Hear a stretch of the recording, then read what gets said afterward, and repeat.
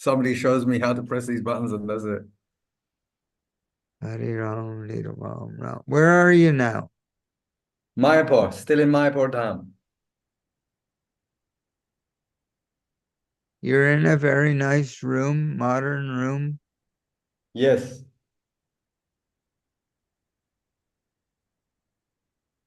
Yeah, yeah.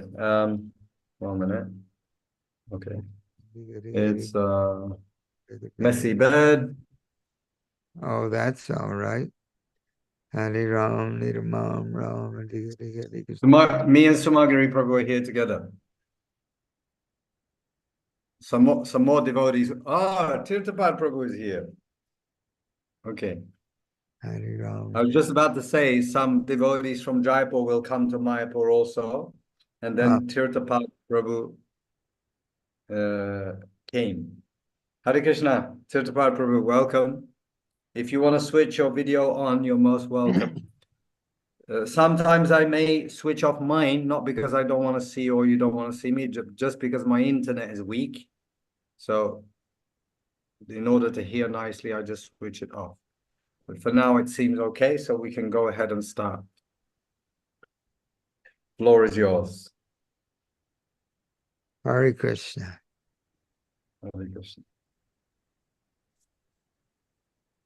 Oh, Om Gana Tamarandasya Ganangana Salakaya Chakshurun Militam Jaina Tasmai Shri Gurave Namaha Shri Chaitanya Manubhistam Stapitam Jaina Bhutale Swayam Rupa Kadamayam Dadati Swapadantikam Bandeham Shri Guru Shri Jata Padakamalang Shri Gurun Vaishnavangscha Shri Rupam Sagrajatam Sahagana Raganathandvitam Tang Sajevam Sadvaitam Sadvadutam Parijana Sahitam Krishna Chaitanya Devam Shri Radha Krishna Padan Sahagana Lalita Shri Vishakhandatamscha Hey Krishna Karuna Sindho Dinabandho Jagatpate Gopesha Gopika Kanta Radha Kanta Namostute Tapta Kanchana Gorange Radhe Vrindavaneshwari Rishabhanu Sute Devi Pranamami Hari Priye.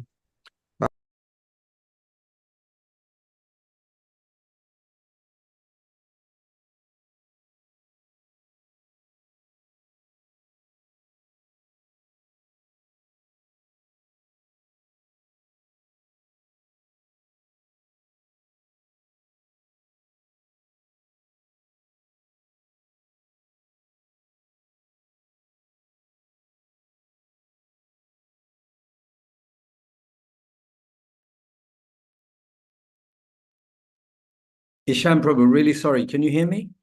If you can hear me, I accidentally muted you and you have to unmute yourself. It looks like I can't do it. So we've been saying all these prayers, and we hope that we receive some help. Nama Om Vishnu Padaya Krishna Prastaya Bhutale Srimate Bhakti Vedanta Swaminiti Namane Namaste Saraswati Devi Gauravani Pracharine Nirvishesha Shunyavadi Paschatya Deshatarine Tadvidi Pranipatena Pariprashnena Sevaya Upadekshanti Te Jnanam Jnaninasthat Darshanaha. The Tattvadarshi, darshan, is to have the audience of someone. Tattva, to have the audience of the absolute truth. Tattvadarshi. So Krishna says in Bhagavad Gita, that we should approach a tattvadarshi, tadvidi, to get that education, to get that knowledge. Tadvidi pranipatena. Pranipat, we bow down very submissively and very humbly at the feet of our spiritual master. Pranipat paraprashnena sevaya, and we render service unto him, and we inquire from him submissively. Sevaya upadekshanti te jnanam. He can impart this knowledge to us because upadekshanti te jnanam jnaninas tattva darshanaha, because he has seen the absolute. He is seeing nonstop. He is always in touch, intimate relationship with Krishna. A.C. Bhaktivedanta Goswami Maharaj, Srila Prabhupada Ki Jai. So I was reading one of the lectures given by Srila Bhaktisiddhanta Saraswati. And he says something very, very, very, very provocative, very, very amazing.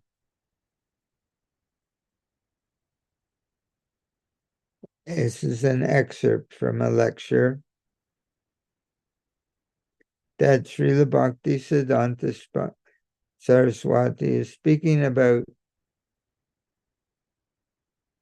He spoke of the Guru's vision, in other words, of seeing his Guru everywhere. He spoke of the Guru's vision of seeing his Guru everywhere. Quote, "It is my Gurudev who is graciously present in all these different forms. If he's not graciously present in all these different forms, who would then preserve me? Those whom my Gurudev has made his own, they are my saviors. The order of the Gurus who have in their nature the protecting power of the divinity are always present in different forms and figures to bestow their mercy on me. All of them are specific manifestations of Sri Guru, who confers spiritual knowledge. The transcendental reflections, which are also of the nature of supporters, are the worship of the divinity, which appear in different planes of cognitive existence, are my Gurudev in his different forms. He who is constantly showing us how to serve Godhead throughout life is no other than our Sri Gurudev. Sri Gurudev is present in every object as the supporting principle. He is graciously present in every object. So let's consider some of these statements. How is it that Srila Prabhupada speaks of, he uses words describing our relationship with our spiritual master, the pure devotee. He uses words like a very thick relationship. We should have a very thick relationship with our spiritual master. He uses words like intimate. We should have a very intimate relationship with our spiritual master. He uses words like heart to heart. in the 10th canto of the meaning of Diksha, that we begin to cultivate the cultivation of a heart-to-heart relationship, a heart-to-heart, a very thick, intimate heart-to-heart relationship with our spiritual master. So people say, he lives forever, quoting Srila Prabhupada, who is quoting Srila Bhaktisiddhanta. He lives forever by his divine instructions, and the follower lives with him. So they are thinking sometimes that simply following instructions like a checklist, what Srila Prabhupada refers to as sardonically as the formula. He's talking about those who are following a checklist of instructions. But what we were talking about 1 moment ago, these are also part of those instructions. A very thick, intimate, heart-to-heart relationship with Krishna's pure devotee. These are part and parcel of those instructions. So when Srila Prabhupada says to us that he lives forever by his divine instructions, and the follower lives with him, it includes these instructions as well. This is part of how we live with our spiritual master. We live with our spiritual master by following his instructions to have a very thick, intimate, heart-to-heart relationship with him. These are his instructions as well. So we were reading here that Srila Bhaktisiddhanta Saraswati is advising us, encouraging us to see our spiritual master in every person that we interact with, and with every object that we come in touch with, everything that this fork, this spoon, this plate, this shovel, this wrench, this brake, whatever we touch, this car, our clothing, everything that we should see Srila Prabhupada in all of these articles. Now, someone might say this is something new, but it's not something new. We have heard again and again that the spiritual master, the bona fide spiritual master, is the external manifestation of Krishna in our hearts.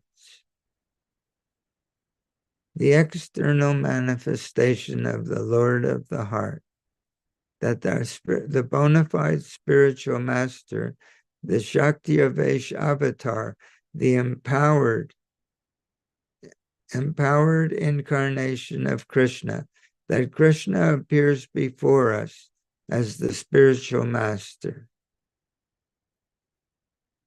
He's empowered, Shakti-Avesha, avatar. He's an avatar of Krishna because Krishna has empowered him to take that position. So, and Srila Vyasadeva prays to Narada Muni in the first canto of Srimad Bhagavatam. He says, your goodness, you're as good as the all-pervasive super soul. You can understand all of our hearts. That's why he's called Jagat Guru. He can have a personal relationship with all the living entities in the universe simultaneously and reciprocate with them, giving knowledge, giving understanding, giving blessings. So we say that the spiritual master, the bona fide spiritual master, is the external manifestation of the Lord in the heart. The Lord in the heart. In Chaitanya Charitamrita,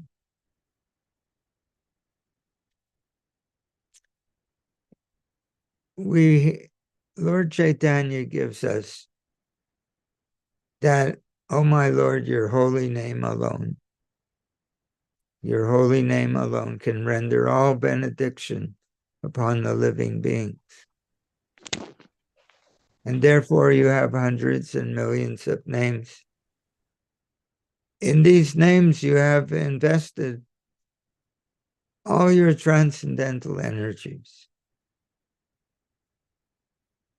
And there are no hard and fast rules for chanting these holy names.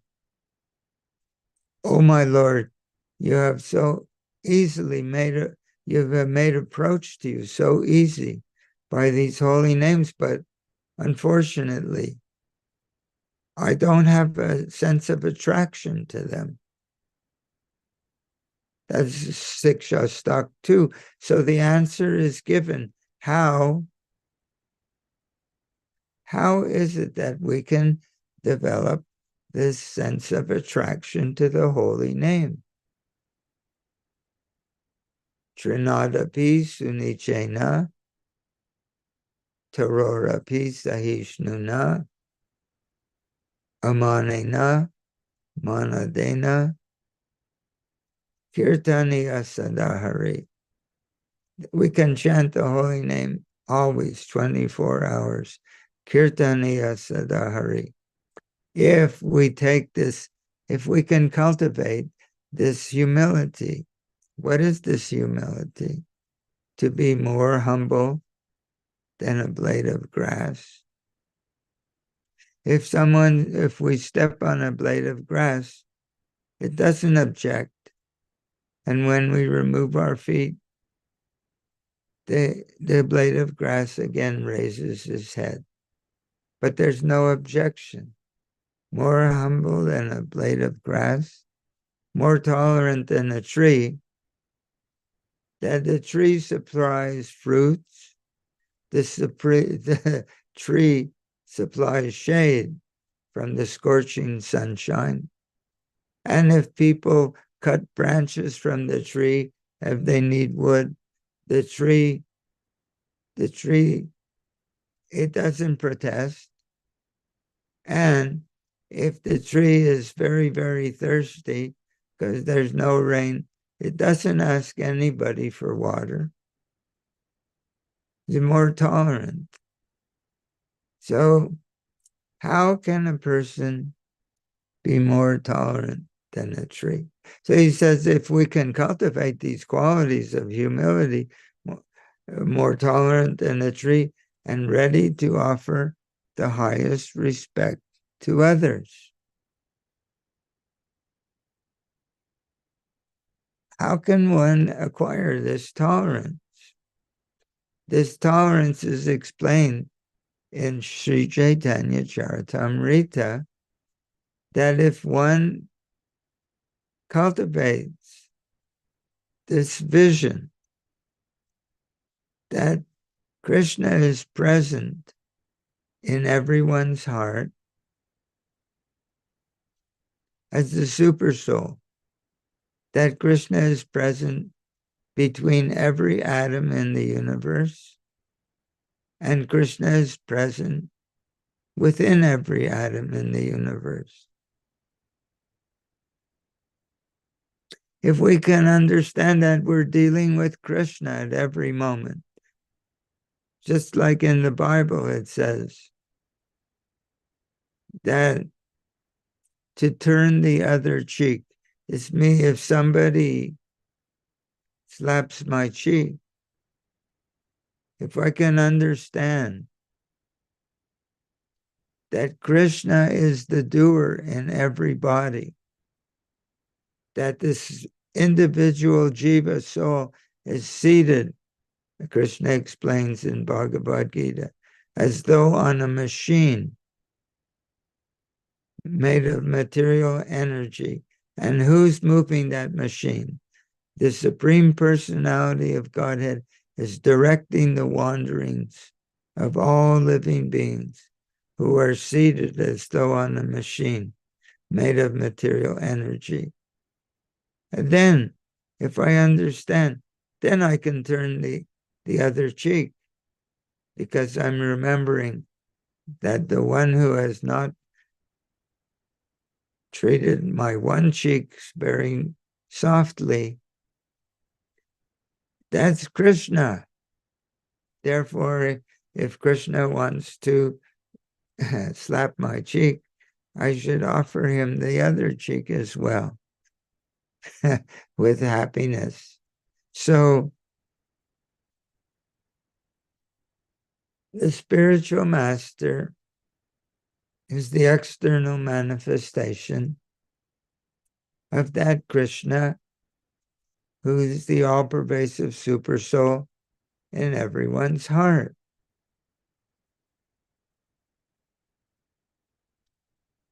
So in the passage that we were reading, we'll look one more time and read this last sentence.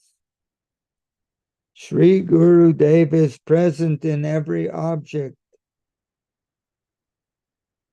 He is graciously present in every object.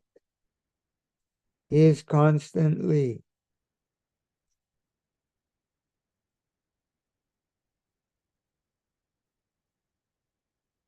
So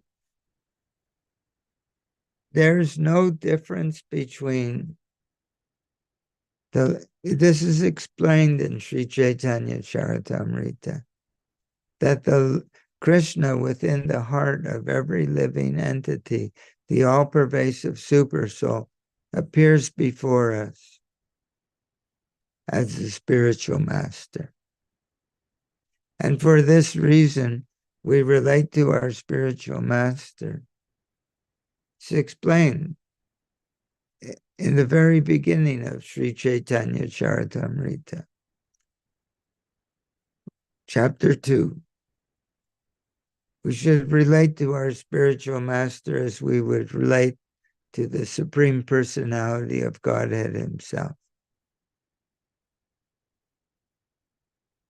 That means we can have a living relationship with him, just like we can have a living relationship with Krishna.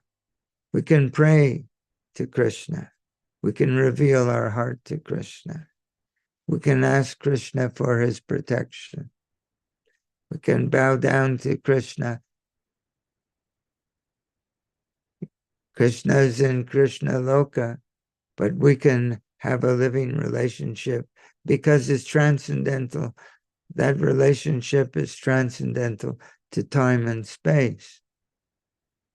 In the same way, we can all have a living relationship with our spiritual master, a very intimate, a very thick relationship, a very heart-to-heart relationship with him. So, because the all-pervasive supersoul is present in every object that we touch,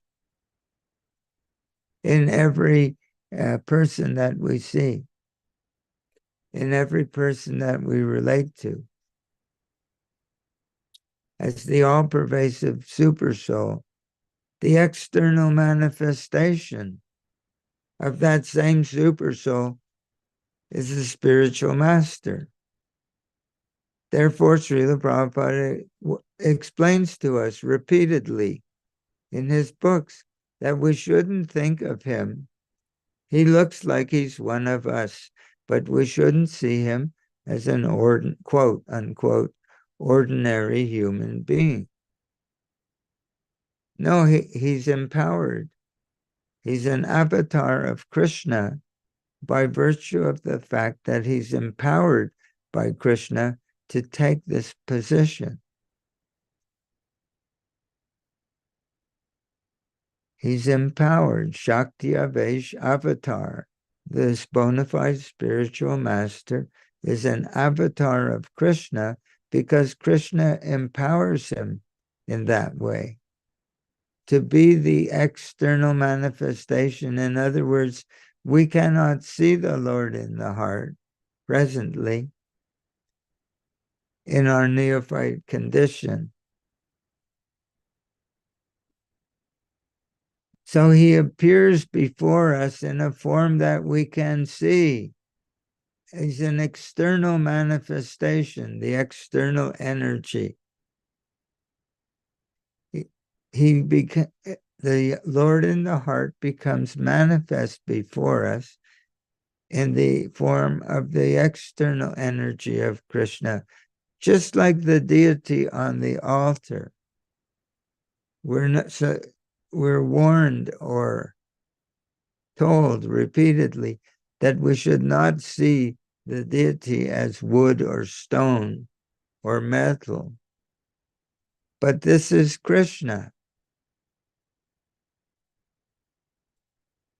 Krishna and his name, form, pastimes, paraphernalia, entourage, they're all not different from Krishna. Krishna is present in his picture. Srila Prabhupada is present in his picture. Srila Prabhupada is present in his Murti form.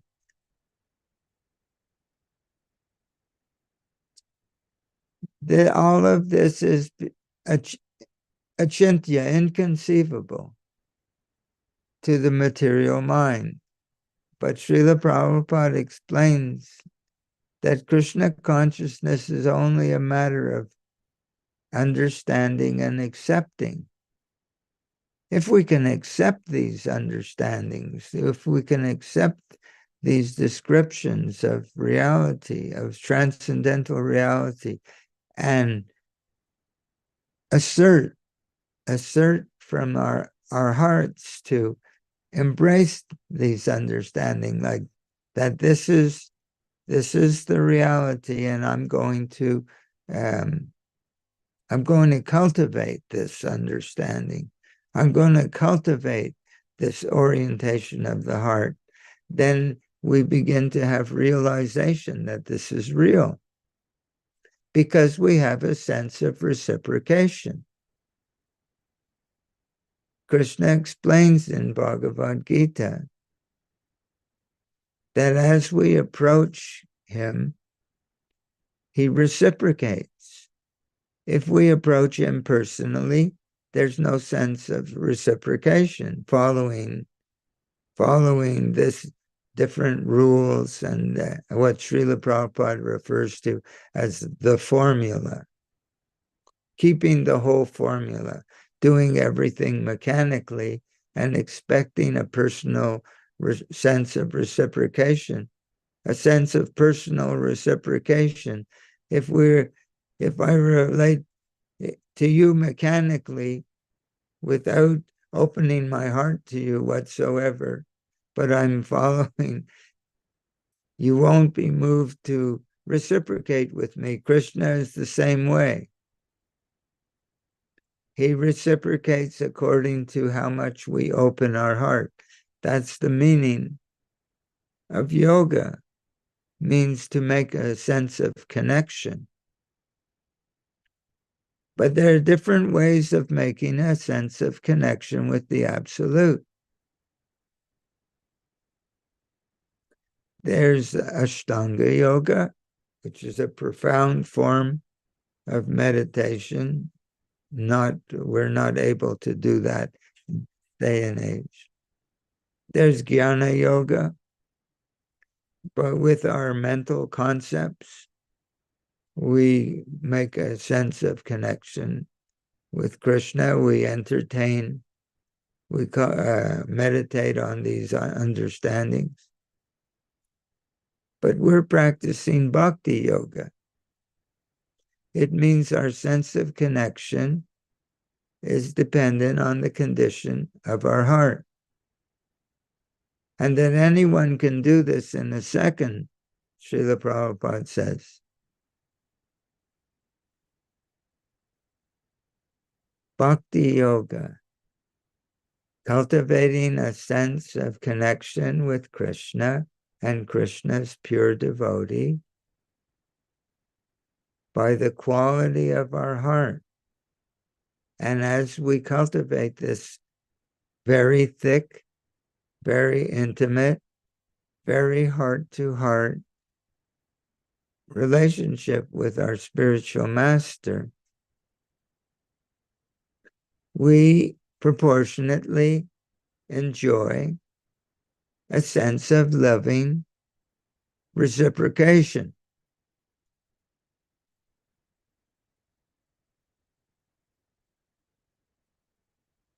And this is how we begin to advance in Krishna consciousness. This is how, just like it said, Prema bhakti yaha hoite avidya vinasha yate. We sing this every morning. That this pure devotee spiritual master, his heart is filled with feelings of love for Krishna. Prema bhakti. If we can, this love of Krishna emanates from him. Just like heat and light, warmth, a blessed warmth and light emanate from the sun, filling the whole universe. In the same way, love of Krishna emanates from Srila Prabhupada, filling the whole universe. So that everyone in the universe can bask in the rays of that love of God, emanating from Krishna's pure devotee. He's empowered to share love of Krishna. So, Prema bhakti yaha hoite avidya vinash. By him our ignorance is destroyed. As we place ourselves in that light, as we absorb this love of Krishna that's emanating from him, Krishna Prem emanates. By him our ignorance is destroyed. If we can imbibe the taste of his devotion, in that way our ignorance is destroyed. We sing this every morning. This is how we cultivate love of Krishna. We imbibe the taste of his devotion within our hearts by having an intimate, thick, heart-to-heart relationship with him. And as we imbibe that taste, our material taste, our taste for material things decreases. In that way, our ignorance is destroyed. This is the platform of anartha nivritti. In other words, this Krishna consciousness is not a mechanical process. That, yes, we chant 16 rounds every day, at least, as Srila Prabhupada says, minimum.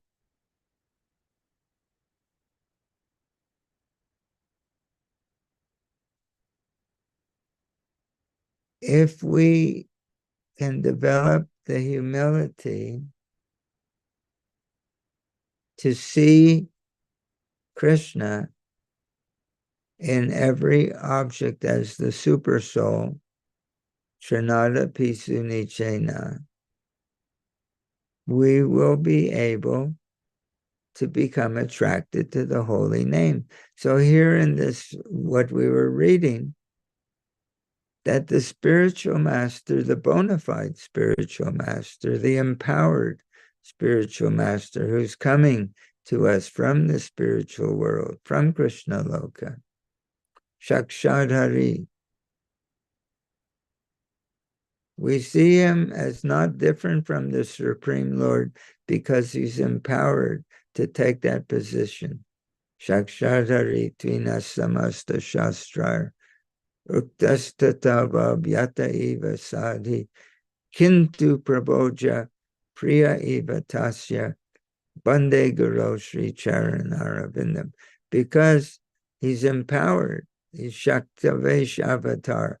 He's an avatar of Krishna by virtue of the fact that he's empowered to take that position. That Krishna appears before us as his pure devotee who's empowered with Krishna's energy, that he can be non-different as the all-pervading Lord in the heart, the all-pervasive super soul. So we're reading in the book that Srila Bhaktisiddhanta Saraswati is telling us that we should see our spiritual master in every object and in every person that we relate to. We've already accepted the understanding that Krishna is present within every atom, that Krishna is present between every atom, that Krishna is present within the heart of all living entities, that we're always in relationship with Krishna. It's simply a question of understanding and accepting this, cultivating this vision. But he's taking us a step further, that Krishna is present in all these ways and we're dealing with Krishna at every moment. We're cultivating this consciousness, that we call it Krishna consciousness, but that the spiritual master is not, it's the external manifestation of that Lord in the heart who's all pervasive. Therefore, two things equal to the same thing are equal to each other. It's an axiom, a logical axiom. Any two things that are equal to the same thing are equal to each other. If Krishna is present within every object that we touch, and the spiritual master is the external manifestation of that all-pervasive form of Krishna, then we can see Srila Prabhupada in everything that we touch. We can see Srila Prabhupada in the heart of every person that we meet. If we see like this, automatically we'll be so humble before everyone. Automatically.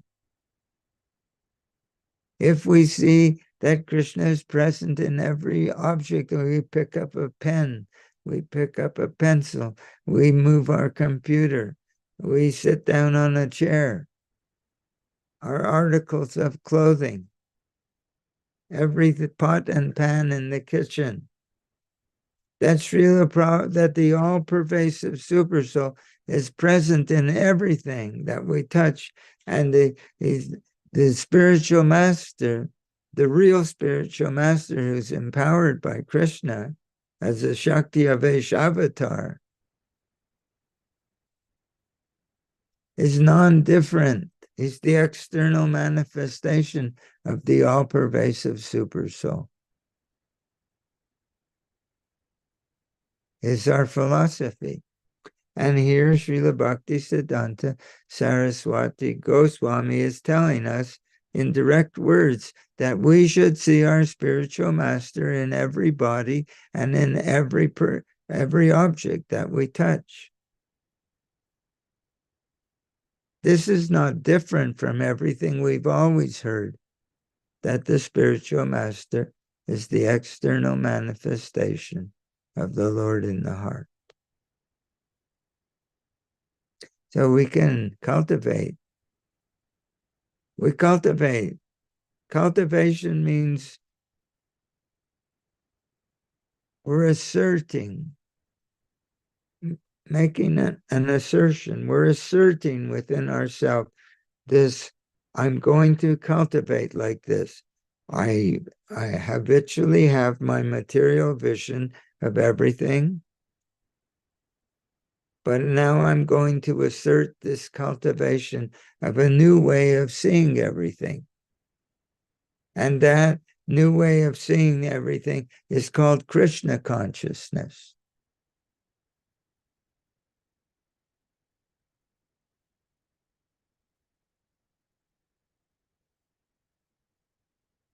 It's not a difficult thing. It's a very easy thing. We have to decide that we want to do this. Why do we want to make an experiment? Science. Krishna consciousness is a science. When we went to university, we studied science, and then we had a scientific method. It meant there was a theory or hypothesis, and then there was what did they call it? A procedure, that's right, for testing the theory or hypothesis. And then there was, after we made the test, we would see if the theory was upheld by our experiment. We make a conclusion. We had to go into the laboratory, physics laboratory, chemistry laboratory, and there was a hypothesis, then a procedure for testing that, and then the conclusion. We'd have to make a report, write a report and hand it in to the teacher. Krishna consciousness is a science. There is a hypothesis called Sambandha in Vedanta Sutra. Is 3 sections: Sambandha, Abhadeya, Prayojana. Sambandha is the theory. Abhadeya is the application of that theory, the forms of devotional service to practice under the guidance of the bona fide spiritual master. And as Sambandha Prayojana is to have the conclusion of cultivating feelings of love for Krishna, enjoying a sense of reciprocation, enjoying a sense of reciprocation, a living sense of reciprocation with God.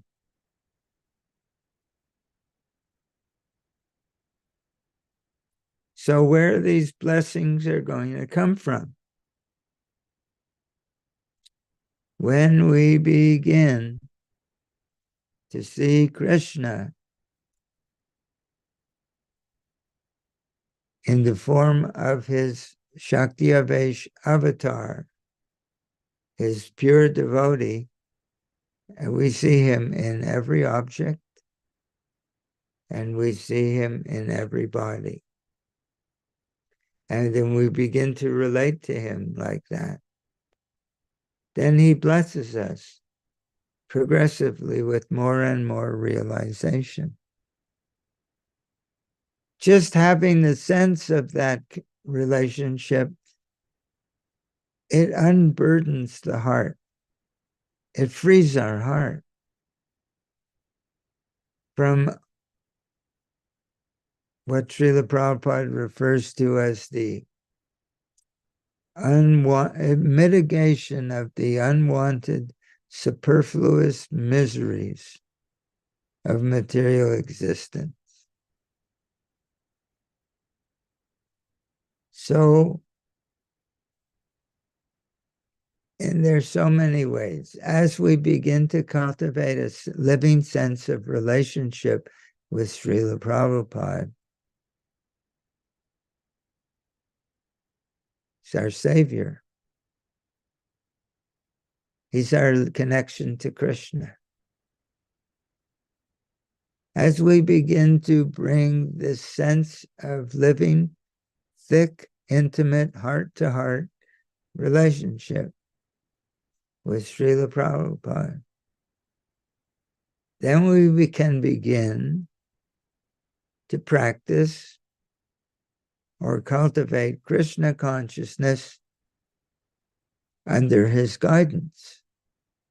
We're never practicing alone.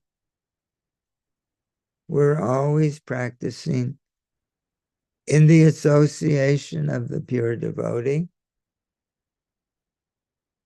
under the guidance of the pure devotee.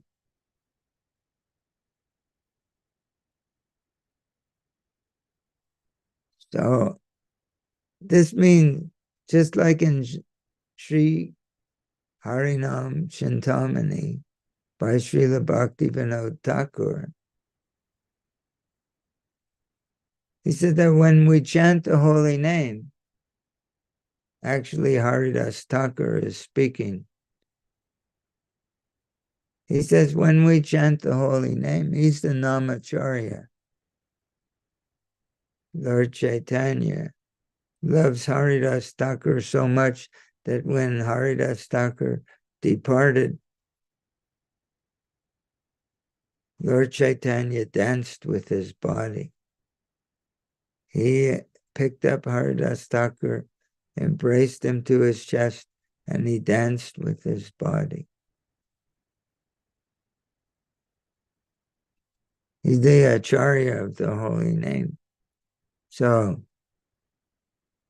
Haridas Thakur says that when we chant the Hare Krishna, the Maha Mantra, we should simultaneously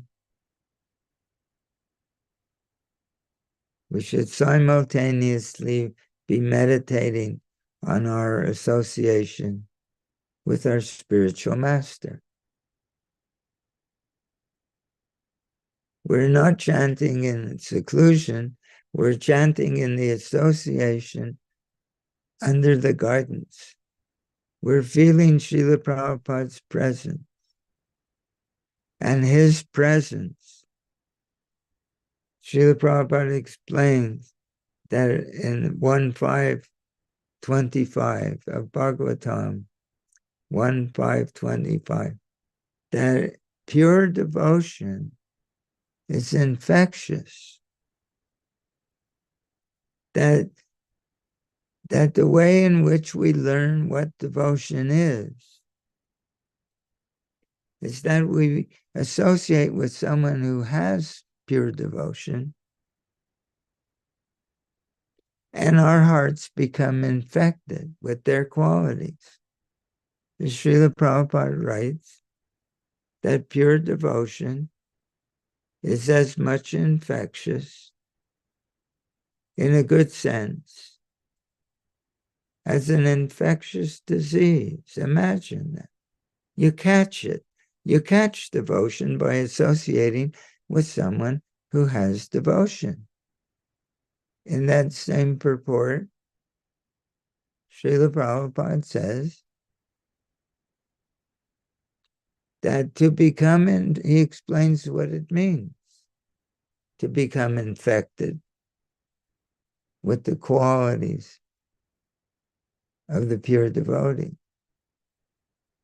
He says that infection of the qualities of the pure devotee means to imbibe the taste of devotion in the association of the pure devotee. We drink in, we absorb his devotional energy. That's why we need to have a very intimate, thick, heart-to-heart relationship with him, because he's teaching us. He says it's an apprenticeship program under his guidance, always practicing Krishna consciousness under the guidance of the pure devotee, always practicing, cultivating this consciousness in the association of Krishna's pure devotee, so that we can become infected with the qualities of his devotion, so we can imbibe the taste, Srila Prabhupada writes, that makes all material tastes unattractive. So this is the science. This is all information. This is Sambandha, our theory, our hypothesis. So we have to test it. We have to test it for ourselves. So that's why Srila Prabhupada says we can't taste the honey in the bottle by licking the outside of the bottle.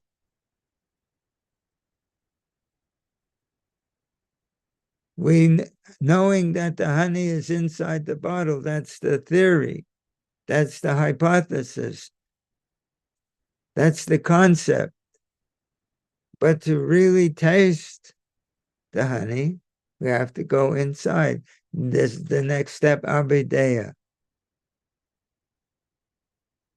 Abhideya means Sambandha abhideya prayojana. Actually, Vedanta Sutra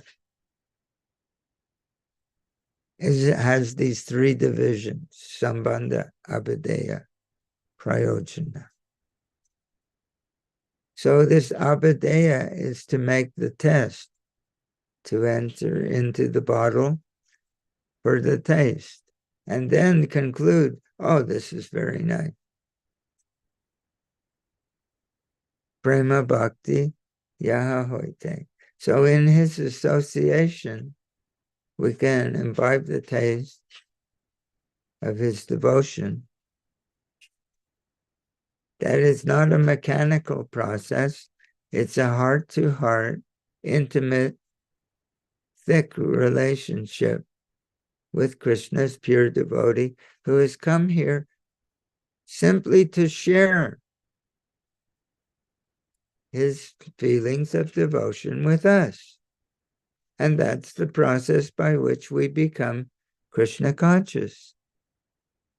Tadvidi pranipatena. Paraprashnena sevaya upadekshanti te jnanam jnaninas tattvadarshana. He's a tattvadarshi.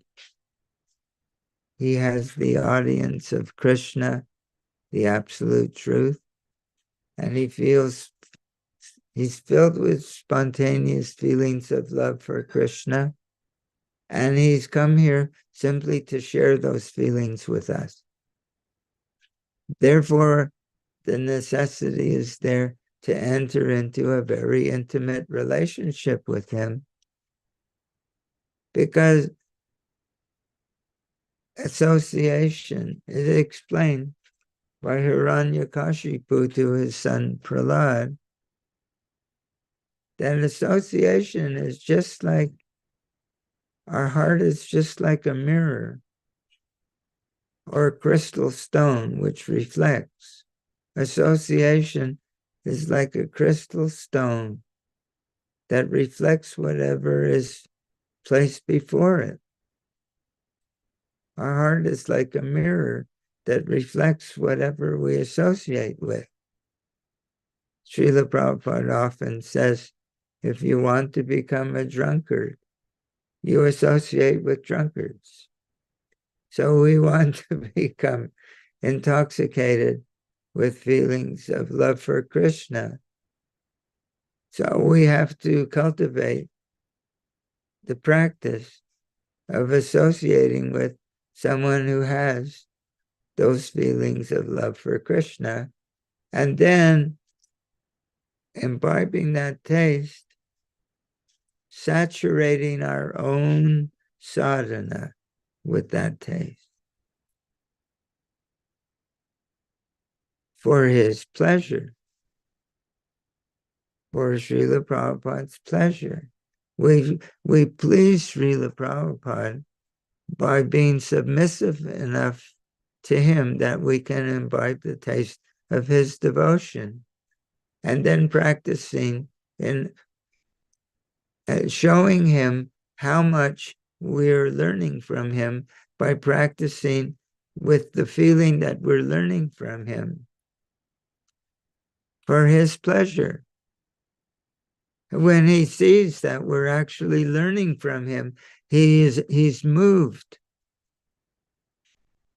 from within his heart to reveal more to us.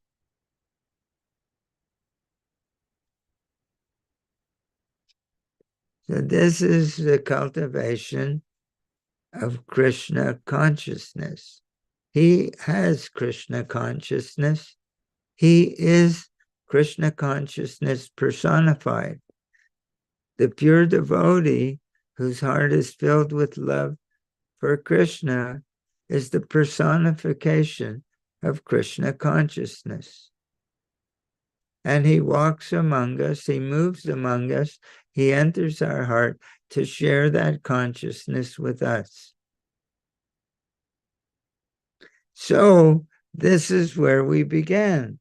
That's why we have to see him everywhere and see him in every object in the universe and relate to him with great humility that way. In that way, we'll be humble before everyone. In that way, we'll be humble and know how we handle everything and that's placed before us. In that way, we'll feel his presence. In that way, we'll understand his heart. Prema bhakti aho. From him, this love of Krishna emanates. And if we can imbibe that taste, our avidya vinashayati, our material way of seeing things will be destroyed. We're learning to see spiritually under the guidance of Krishna's pure devotee, in the association of Krishna's pure devotee. Never to walk alone. We're always, Srila Prabhupada, there's one prayer by Srila Bhaktivinoda Thakur that let me become the dog. Let me become the dog of my spiritual master. It's not that we should understand that we're now what is the quality of the dog's relationship with the master? That he always, without break, is attentive to the command, to the guidance, to the leadership of his master. Just like a dog is to his master, because there's a feeling of love in the heart of the dog for his spirit, for his master. And therefore, whatever the master wants, if the master throws something, he's off running. If the master says sit, he's sitting. If the master says whatever the master says, his heart is so attached to the master. So if we become like that, then we begin to understand his heart. And when we begin to understand his heart, we begin to understand Krishna consciousness, because he is Krishna consciousness. Krishna consciousness is having a feeling of love for Krishna. And so we can only acquire this and cultivate it under the guidance of Krishna's pure devotee, who is sharing his heart with us. So that's our subject. We talk in this way because our aspiration is to cultivate in this way. It begins in our sadhana. And as we learn to practice our sadhana in this way, we'll feel the upliftment. We will gradually say, when will I be able to live in this way? Always, not just in sadhana, but in everything that I do. So Srila Bhaktivinoda Thakur said, oh, you're the real devotee, he says in his prayer. You understand Krishna's presence in the name, in the sound vibration of the name. You're tasting the nectar of the name. If I associate with you, I can imbibe this taste from you. When will I hold your feet until the end of time? When, oh when, will that day be mine? So gradually, we start with our sadhana that way, and then gradually we begin to live in that way, beyond all sadhana. Our whole life becomes sadhana. So this is something, we talk like this because this is the science of how one becomes a devotee, not a mechanical thing. A robot can chant 100 rounds a day, but it never acquires this consciousness.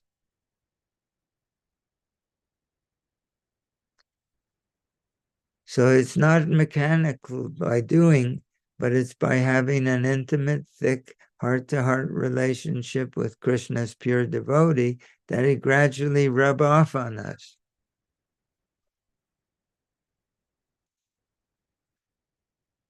So, okay. Hare Krishna. So we want to share like this because we want to learn how to live like this ourselves. We want to cultivate like this. So we want to have the association of God brothers and Mataji who are also cultivating like this. Jai. Hare Krishna. All I have right. lots of questions for you. Okay. You okay? You got time, Prabhu? Yeah, please. Dear devotees, anybody who's present here, we're not so formal, let's say, happily. So just anytime you want to ask a question, just unmute yourself and feel free. I have a few questions that I wrote in the chat also, but I'll start from the last one, which is closest to what you last spoke, and work backwards if nobody else has any questions. So the first one, you gave the wonderful example of the dog that we all know, and we wear tulsi to remind us that we're a dog. But I seem to see that the dog, by his own nature, has a very easy time to just be the slave and the servant of the master. The master throws a piece of and he runs and he gets it and he's wagging his tail and looking at the master like some beloved. And the master reciprocates to that and loves him. They hug each other and it seems very easy for the dog to surrender and to so-called love. I'm not sure if he really loves the master, but how come the dog has an easy time and we don't? It's very difficult for us, it seems like, You know, it's like not our nature to surrender and to love so easily.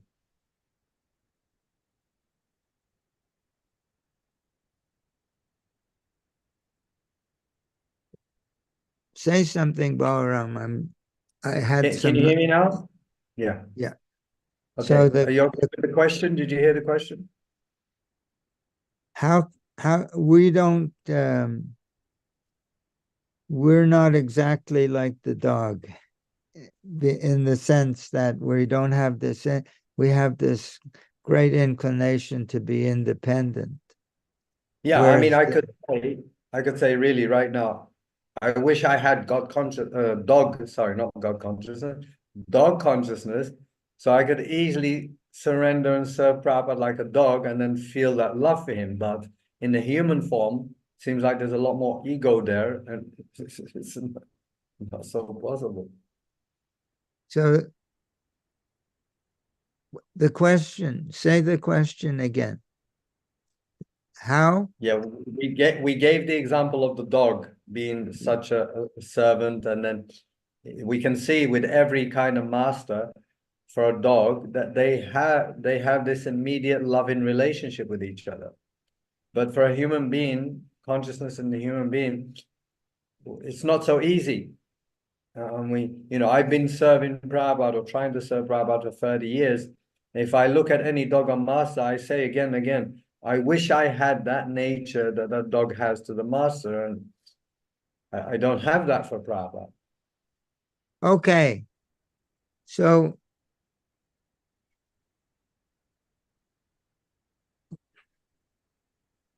like I told you before, we are habitually, our diseases that we're habitually have this independence. It's so deep in us to want to, because the dog, what does the dog have that we are missing? The dog is having, how do we say? I'm looking for some words.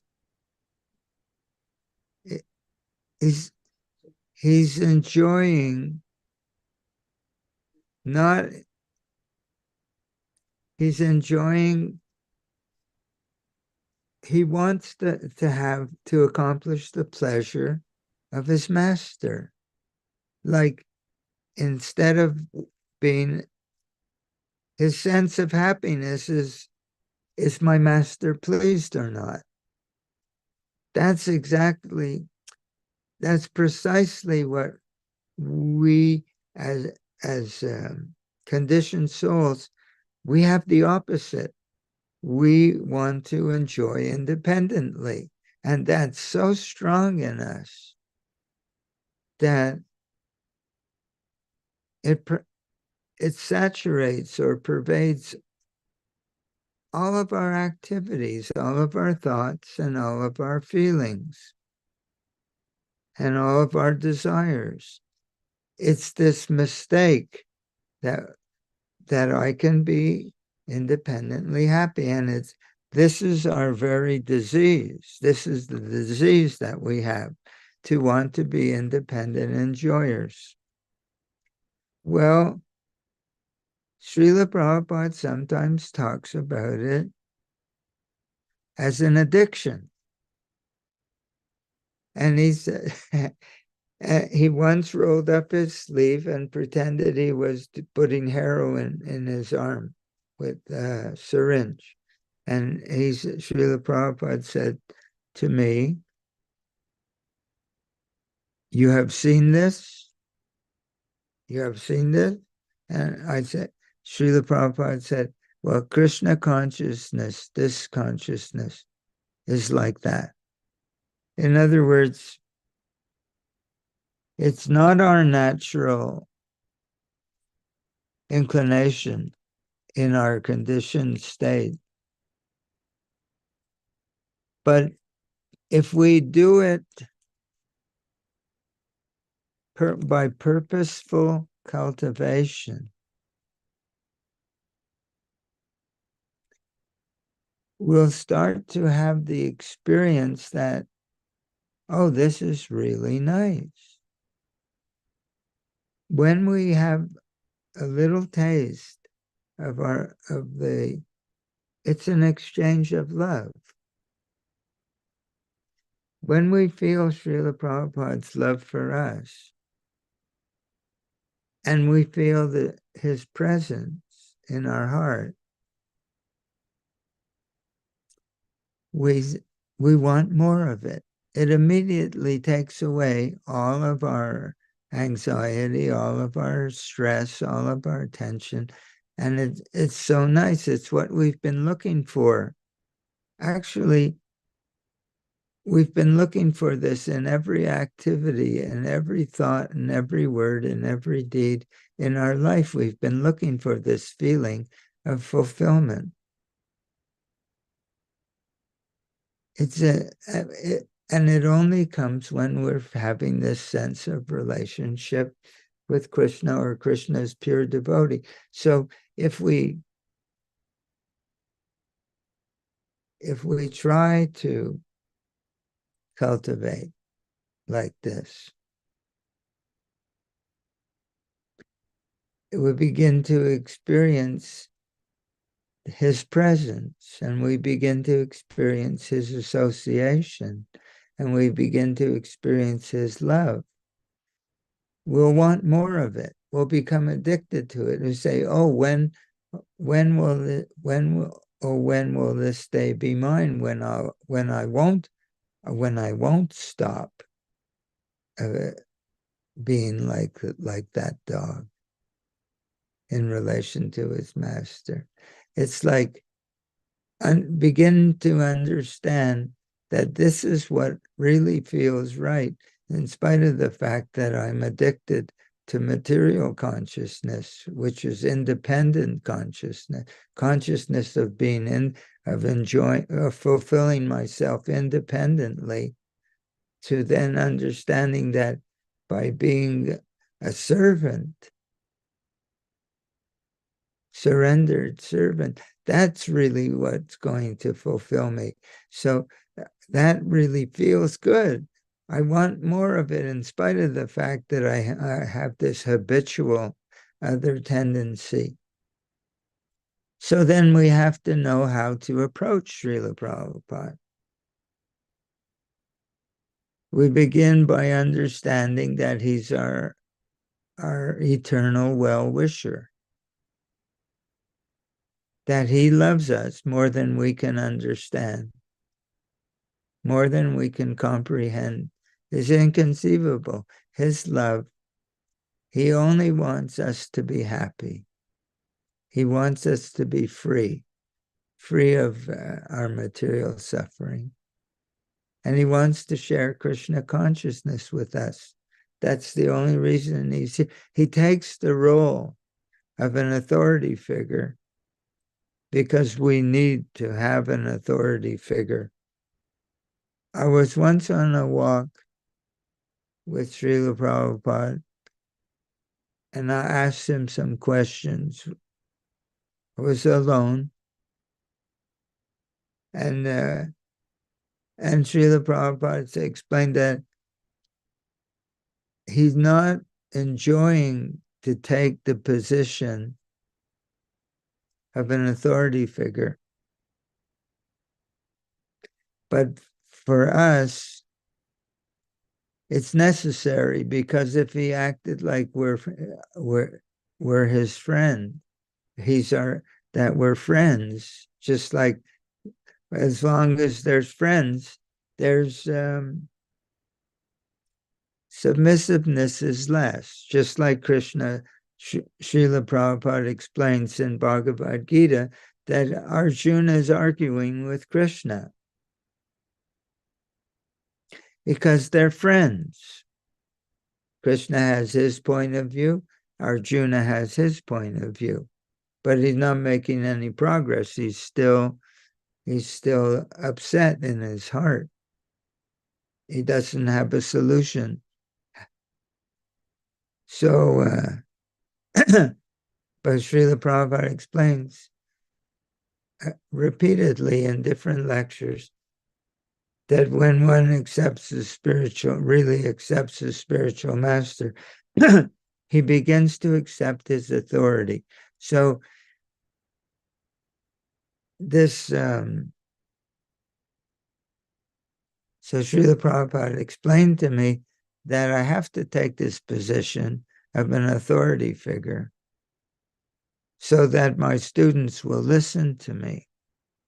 But it's not something he actually enjoys very much, taking that role.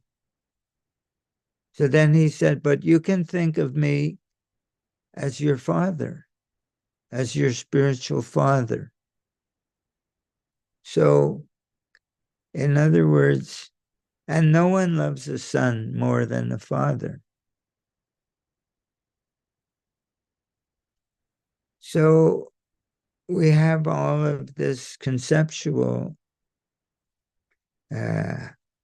guidelines or how to envision our relationship with him, that he's just waiting for us to approach him in a way so that we can learn from him. He wants only to share his heart with us.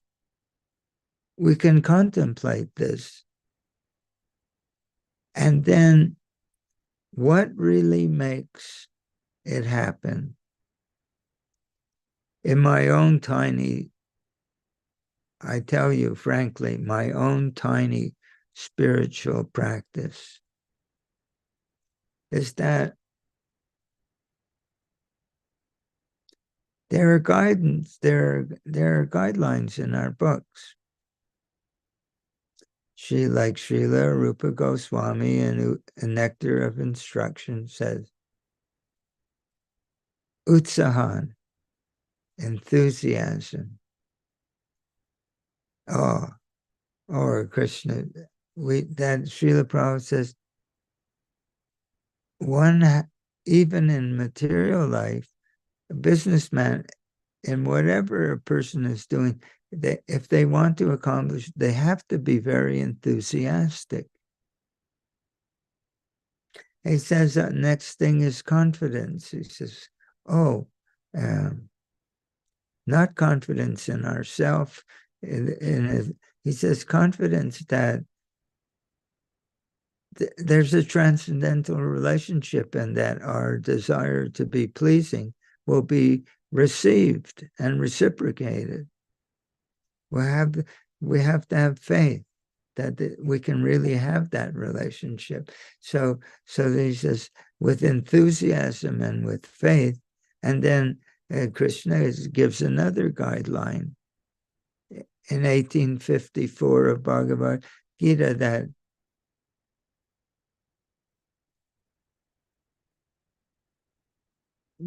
Brahmabhuta Prasanatma.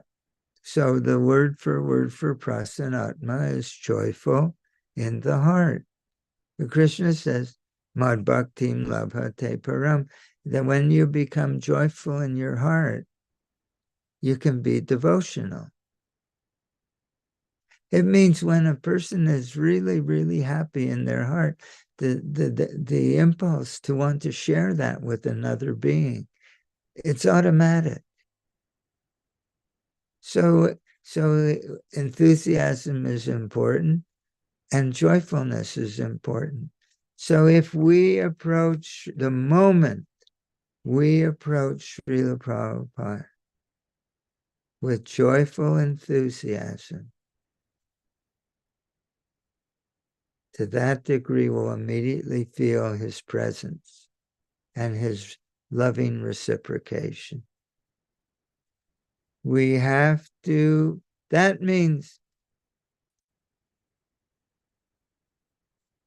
Krishna consciousness, Srila Prabhupada repeatedly says, it's only a matter of understanding and accepting. And one can be there in 1 second. One can be Krishna conscious in a second. It's simple for the simple. One can be Krishna conscious in 1 second. It's only a question of understanding and accepting. So what is that acceptance? Is it philosophical acceptance?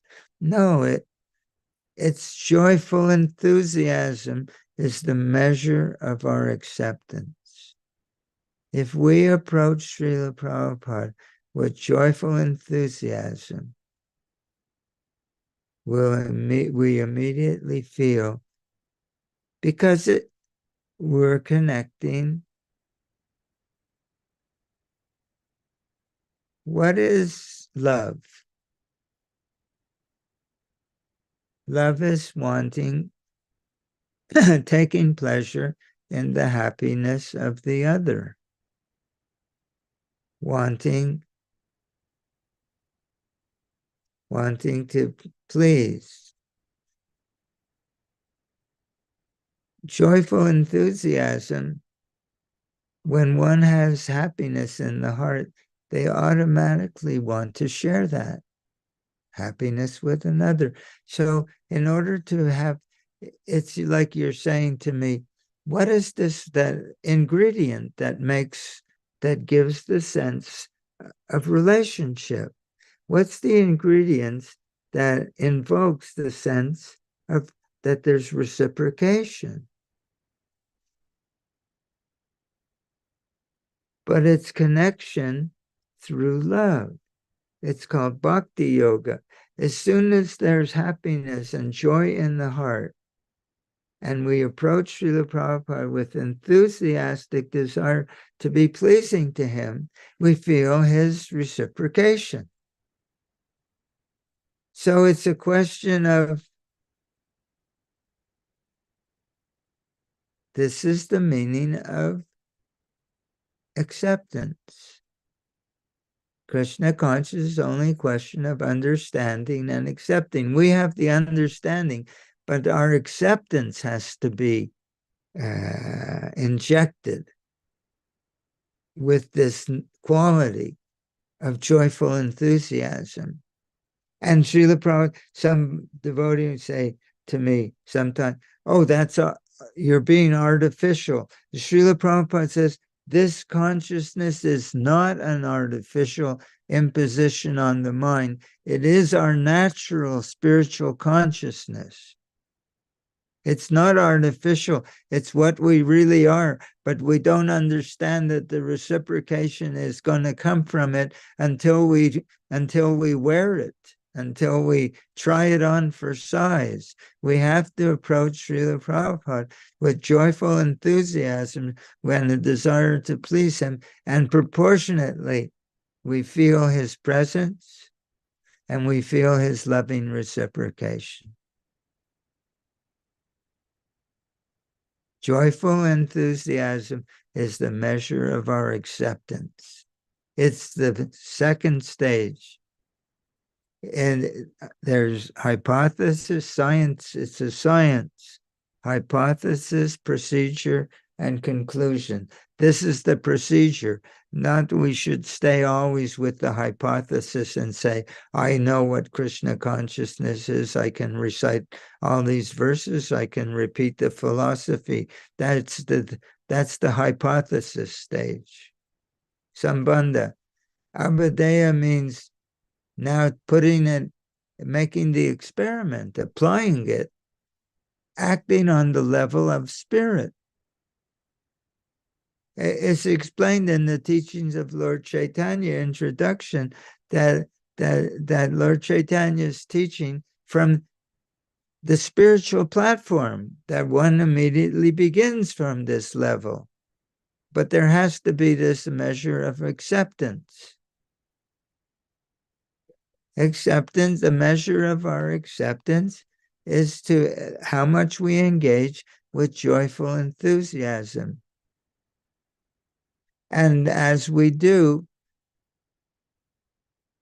the sense of reciprocation comes into.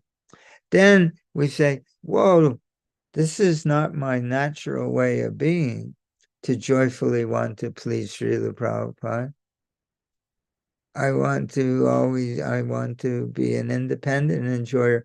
And it keeps coming back every time we do something, or I'm living on the land. I have to cut firewood. I have to dig a ditch. I have to repair a piece of equipment. I have to do so many things. So everything I do, I find that I immediately become fruitive. I'm attached to the outcome of my activity. I want to be the controller and I want to be the enjoyer. It's so deep in us. It's the disease that we've had for millions of births.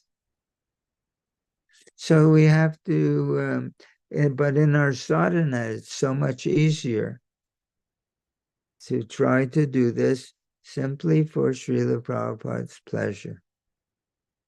To chant the holy name with joyful enthusiasm in the association of the pure devotee. We practicing Krishna consciousness with side by side in the association of someone who's really Krishna conscious, and he will imbibe the taste of his devotion. He'll share his heartfelt feelings of enthusiasm, of joyfulness with us. So the way to break through that wall where we don't feel his connection is to approach Srila Prabhupada with a feeling of joyful enthusiasm, trying to please him with a feeling of joyful enthusiasm. We have to try that on for size. Anyone can do it. One can do it in a second, and it's simple for the simple. It's only a matter of how much we accept that this is a reality and test it. Krishna consciousness is only a question of understanding and accepting. This is what Srila Prabhupada is trying to tell us. That is, I'm here for you. Now, acceptance. Acceptance means the measure of our acceptance is that we take it up with joyful enthusiasm. He's saying that if we put our love towards the object of our love, the real object of our love, not our senses, not our false ego, not our sense of accomplishment, not our sense of success and failure, but we put our love towards trying to give pleasure to Srila Prabhupada. That's the measure of our acceptance. And we, to that degree, we have a sense of living reciprocation. And to that degree, we'll become addicted. I got to have this in my life. I want it.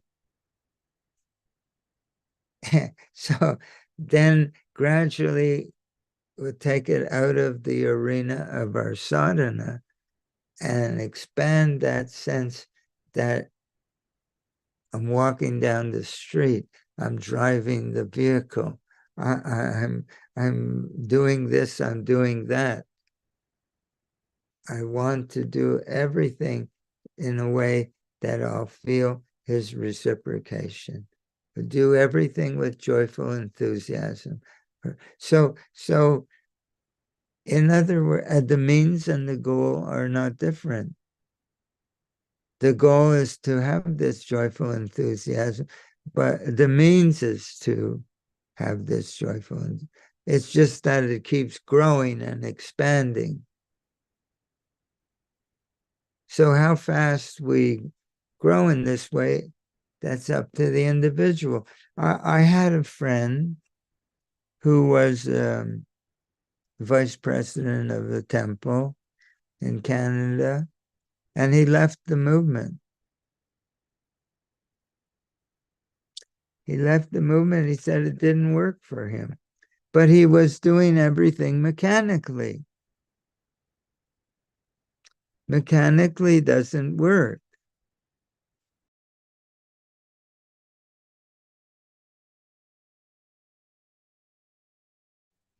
Prabhu, your mic is muted. Hare Ishan Krishna. Prabhu, sorry, I made the same mistake. I muted your mic. Can you unmute yourself? Yeah, I did. I know your tricks. Thank you. No, so this is so simple. This is the simplest part of our whole philosophy. The measure of our Krishna consciousness, if we can remember one thing, Krishna consciousness, Srila Prabhupada said, is only a question of understanding and accepting. We all think already that we've accepted, we like the philosophy, we've accepted. But he's saying real acceptance, that joyful enthusiasm is the measure of the acceptance that he's talking about. It's acceptance in the heart of the living relationship. It's acceptance, it's real acceptance is acceptance of the understanding that as I approach Srila Prabhupada with feelings of joyful enthusiasm, I will have his reciprocation. And that bhaktya mam abhijanati, nobody can have this sense of reciprocation from me, Krishna says, until they open their heart to me. So this is how we open our heart, by approaching with joyful enthusiasm. And it doesn't mean that I'm fainting and falling on the floor. It means I'm starting to engage in Krishna consciousness, making the great experiment of Krishna consciousness, applying the principle of bhakti yoga to have a sense and prove to myself. Srila Prabhupada says, why does he say that you don't need any degree like a diploma? You know when you're satisfied, he said. You don't have to ask anybody. You know, because this feels right. This fulfills me. This uplifts my heart. This is better than anything I've ever had before in my life, and I want more of it. You don't need anybody's approval. You don't need anybody's certificate. So he wants us to have that. That's why he talks against blind following. Blind following means doing without having this sense that this is real, that this is a transcendental relationship, that I can have it now. And this is not for an advanced devotee, this is for the neophyte.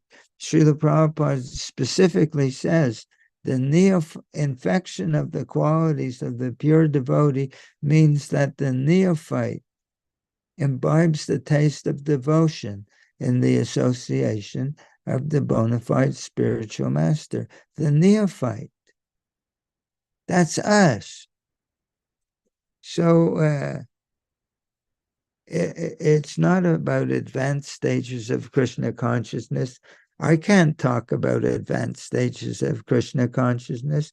I don't know anything about advanced stages of Krishna consciousness, but I know that we can have a living relationship with our spiritual master in our neophyte stage.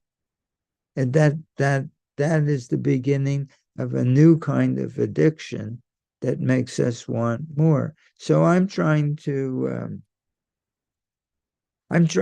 answer or address the question that you're bringing up. How do we invoke in ourselves this feeling of wanting to give pleasure to Srila Prabhupada? And the answer is that as soon as we approach Srila Prabhupada with feelings of joyful enthusiasm, to that degree, we'll feel the reciprocation of his love. We'll feel his presence.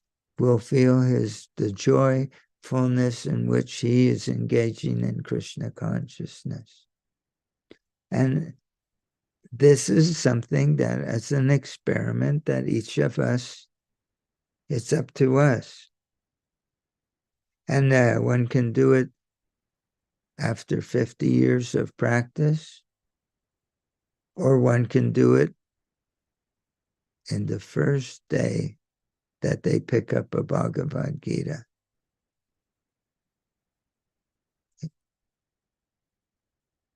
It's simple for the simple. One can be Krishna conscious in a second. It's only a question of understanding and accepting. As Srila Prabhupada, chant Hare Krishna and be happy. And devotees sometimes say, Srila Prabhupada means that if we chant Hare Krishna, we'll become happy. No, he's saying this is a direct order. Do it always with joyfulness. Without this joyfulness, it won't come alive. Joyfulness means I accept, and I'm giving my love, my heart to my spiritual master and to Krishna. That's joyfulness. That's acceptance. So getting off the intellectual, conceptual platform, getting off the mechanical platform. It's not a mechanical process. Krishna conscious yoga hatha yoga is a mechanical process. Hatha yoga means that if I adjust my mind and body, but Krishna says, and jnana yoga, if I have so much philosophy, I'm trying to connect with God through philosophy, and jnana yoga, hatha yoga. If I can stop my desires for sense gratification by controlling my senses through my breathing process and my postures, then maybe. So, but Krishna says there's so many kinds of yoga, but ultimately one has to come to the heart level. He says that bahunam janmanam ante, after thousands of births, the one who has got all this philosophy and all this yoga, hatha yoga, this yoga, that yoga, jnana yoga, he has to come to bahunam janmanam ante jnana. He surrenders to me. Vasudeva Sarvamiti. He knows that God is everything. Krishna, Samahatma Sadurlabha. Such a great soul is very rare. What does he do? He says, Yoginam api sarvisham, of all the different yogis, all different kinds of yoga. Chapter 6. Madgatena antaratmana. Gati is making me the goal. Madgatena. Within the core of his heart, making me the goal, and with faith, Shraddhavan, and with love, Bhajate. Shraddhavan Bhajate Yomam Same Yukta. He's the highest yogi. Why? Because only through, because Bhakti Mama Bijanati, you won't sense my reciprocation unless you come approach me with love. No one will have a sense of reciprocation until we open our heart.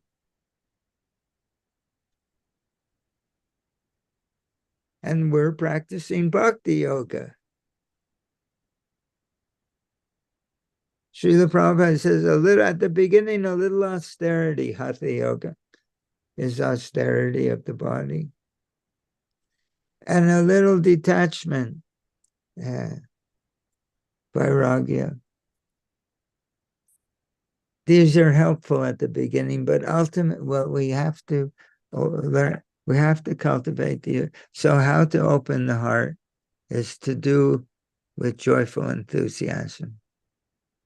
And we can only find out if it works by trying it out. There's no other way to get that sense of reciprocation and other than by giving our our enthusiastic participation in this service mood, then we start to taste. We chant for our spiritual master pleasure, Hare Krishna, Hare Krishna, Krishna Krishna, Hare Hare, Hare Rama, Hare Rama. We're trying to please him. He tastes the holy name and he likes it. And he shares. It's in his association that we'll begin to understand the nectar of the name. All of our, yeah. No, go ahead. Sorry, I thought you finished. No, it's okay. I'm just trying to say it in so many ways. But the ultimate boils down to how much we engage in these practices with joyful enthusiasm. That is the measure of our acceptance. And to that degree, that will be the measure of our sense of reciprocation. It'll come in and we'll say, I want more of this. And that taste makes material taste from him, that he shares his love with us. But we have to approach him. He gives one metaphor in chapter 12 of Nectar of Devotion, that the relationship between the student and the spiritual master is like the conjugal relationship between a husband and wife when they want to make a child. He says, if the spiritual master is bona fide and potent,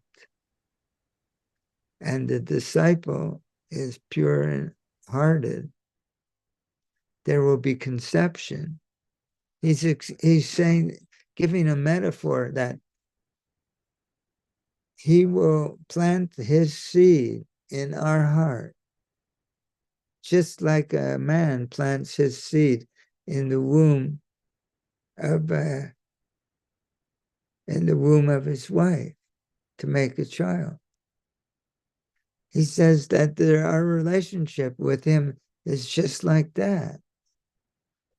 But so he says, and in the previous paragraph, that association is just like a mirror or crystal that reflects. But the mirror, he says, for our heart, which is like a mirror to reflect his qualities, that his qualities are projected onto our heart, then our heart reflects those qualities and directs that love. That love is coming from him to the mirror of our heart, and then we're directing that love towards Krishna. So he says, for that to take place, that association. So we should always be doing this, our cultivation in the association of a pure devotee. Otherwise, how is it going to take place? Prema bhakti ahoite avidya. From him, this love of Krishna emanates. And if we can catch it and our hearts feel it and reflect it, then our ignorance is destroyed. The lotus feet of our spiritual master is the only way we can understand this thing called devotional service. He's come here just to share this with us. So we have to understand like that. We have to contemplate it and make the experiment that joyful, and the guidelines are there. And Krishna says, when prasanatma brahma bhuta prasan, when there's joy, when the heart becomes joyful, mad bhakti, then you can become a devotee. When you're joyful, when you're engaging joyfully, it's all in one verse. Brahma bhuta prasanatma. And when you become joyful and you approach him with joy, Nasochati nakashati. Your anxiety will evaporate. Your lamentation evaporates because your heart is filled with joyfulness. And because you're feeling joyful in your heart, you see the beauty in others. Atmavan manyate jagat. We see other people in terms of the quality of our own heart. When we see the other people as unclean, impure, and dirty in different ways, it's a reflection of the dirt in our own heart. A person who's happy can't see that, even if he sees something inappropriate in another person, he only has compassion for them. He's not using it as a way to beat other people up, raise himself up by putting other people down. That's the mode of ignorance. Happiness in the mode of ignorance. Miserable in the beginning and miserable in the end. A person who is happy sees others in a beautiful way. It's called the mode of goodness. Happiness in the mode of goodness. It's not easy to adopt. Krishna says it's like poison in the beginning and nectar in the end. Happiness. To adopt this new way and put aside our lower ways, it's not easy at first, but as it comes into focus, so then she says the learned sage sees the dog, the elephant, the sage, and the dog eater. He sees them all the same as pure spirit soul. Why? Because he has this clean, bright, cheerful, happy, loving heart. He sees, so Krishna says, when you become joyful, Brahma Bhuta Prasanatma, your lamentation will nasochati nakangshati, your desires material and your lamentation will go away, and you'll see the beauty in everyone. Samasarveshu bhuteshu mad bhaktim. Then you can be a devotee on this platform. Mad bhaktim labate param. You can be situated param on the highest level, the spiritual level. So we have to know that this is the science, and we practice. What does it feel like to feel joyful? Think about it. What does it feel like to have joyful enthusiasm? As soon as you think about what it feels like to have joyful enthusiasm, you'll get little feelings of joyful enthusiasm. It's right. It's true. Just, you know what I read about actors who make movies? It says that they take all these roles, and after the movies are finished, these people have to go to psychiatrists because they practice these different feelings in their heart, and they get stuck with those feelings. It's a serious concern for actors. Some of them commit suicide. So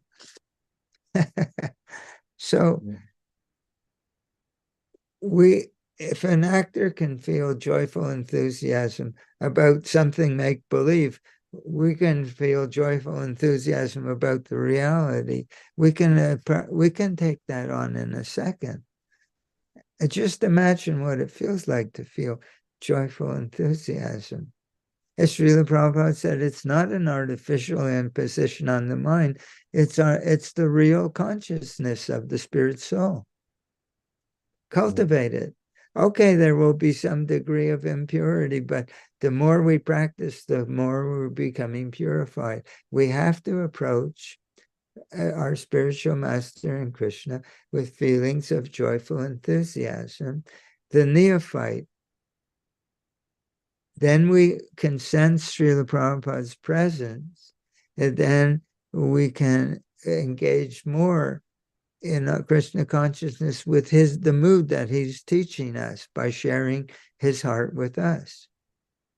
It's nice, and it expands, and everyone is going at their own rate, and one person will take 100 lifetimes, and Srila Prabhupada says you can do it in one lifetime.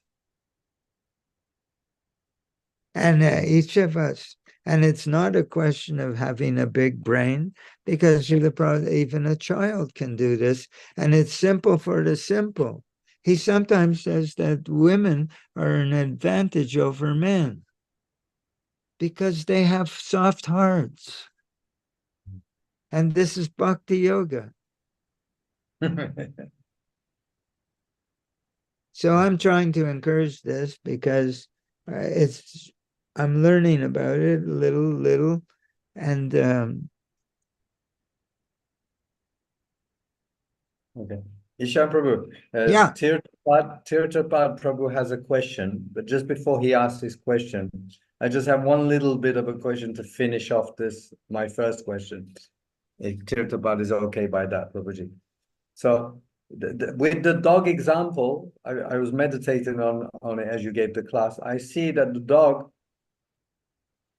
the master says something or does something, and then the dog reciprocates with fetching the bone or fetching a tennis ball, and he brings it back, and then the master does something to show the dog that the master is happy, like give him a sweet or give him a banana, and then the dog feels more happy. Oh, give me a banana, and then he serves it more, and there's this reciprocation.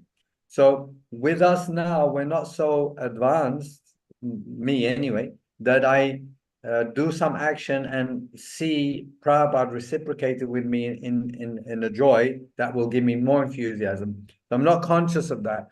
But my specific question is this: how much does criticism or what's the word?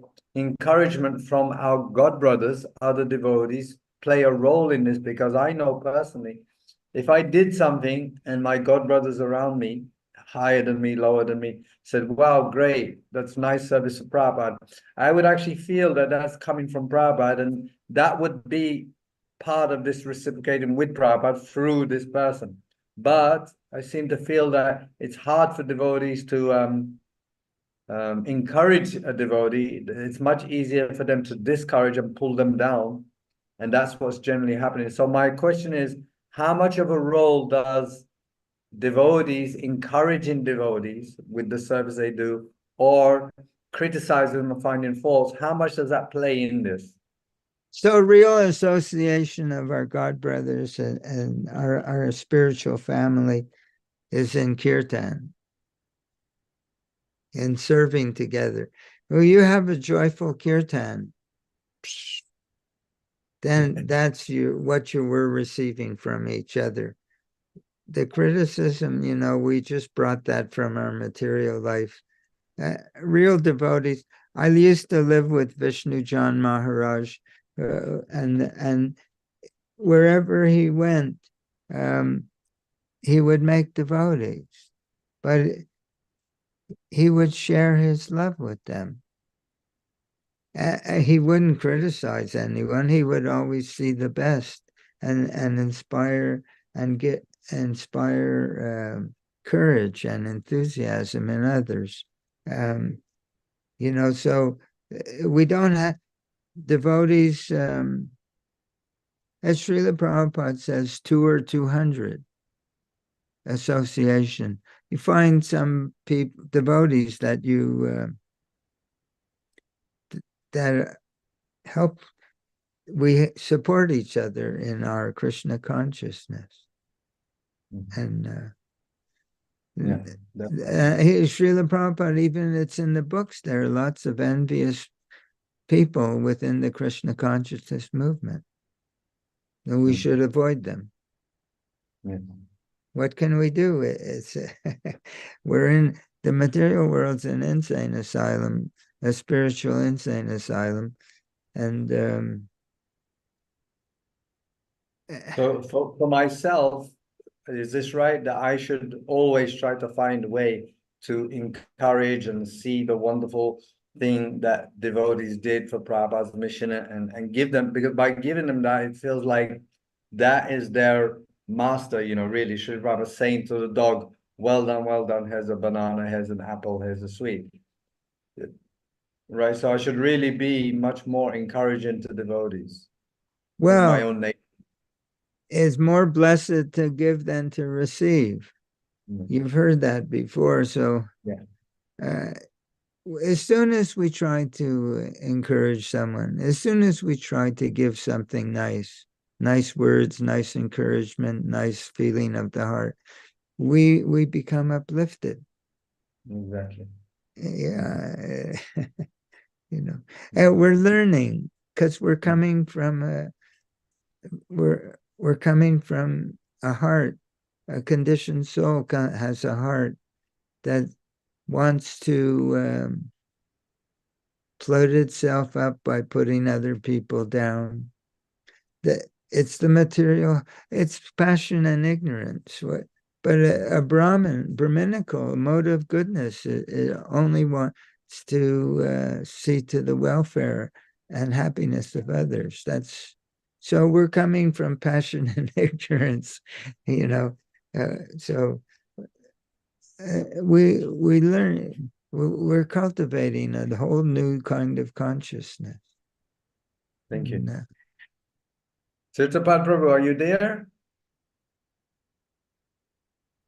Yes, Prabhu. Prabhuji, sorry to keep you waiting. I know you had your hand up for a long time. Please, No problem. Please go. It would be nice if you can switch on your video while you're asking the question also. Hare Krishna. Hare Krishna, Prabhu. Hare Krishna. Jai Shri Prabhupada. Jai. Dandavad Pranam. So, very nicely, Prabhuji is explaining very deeply. This is for the first time I am listening. So, I have a very basic question, but still I am very confused. So, I wanted to ask you, and I think you would better answer this.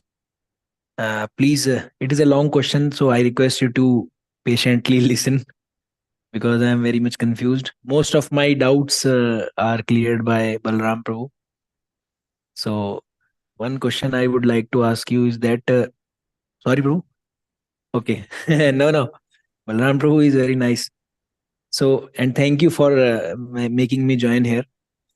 I am feeling blessed to have your association. So, my question is, Prabhu, that I am a teacher. I'm a school teacher right now, and by chance, it is a by chance thing for me. And I came in contact in 2010 with the devotees when I was sent in some college by my father. I was not very much interested in studies, but I am just going with the flow.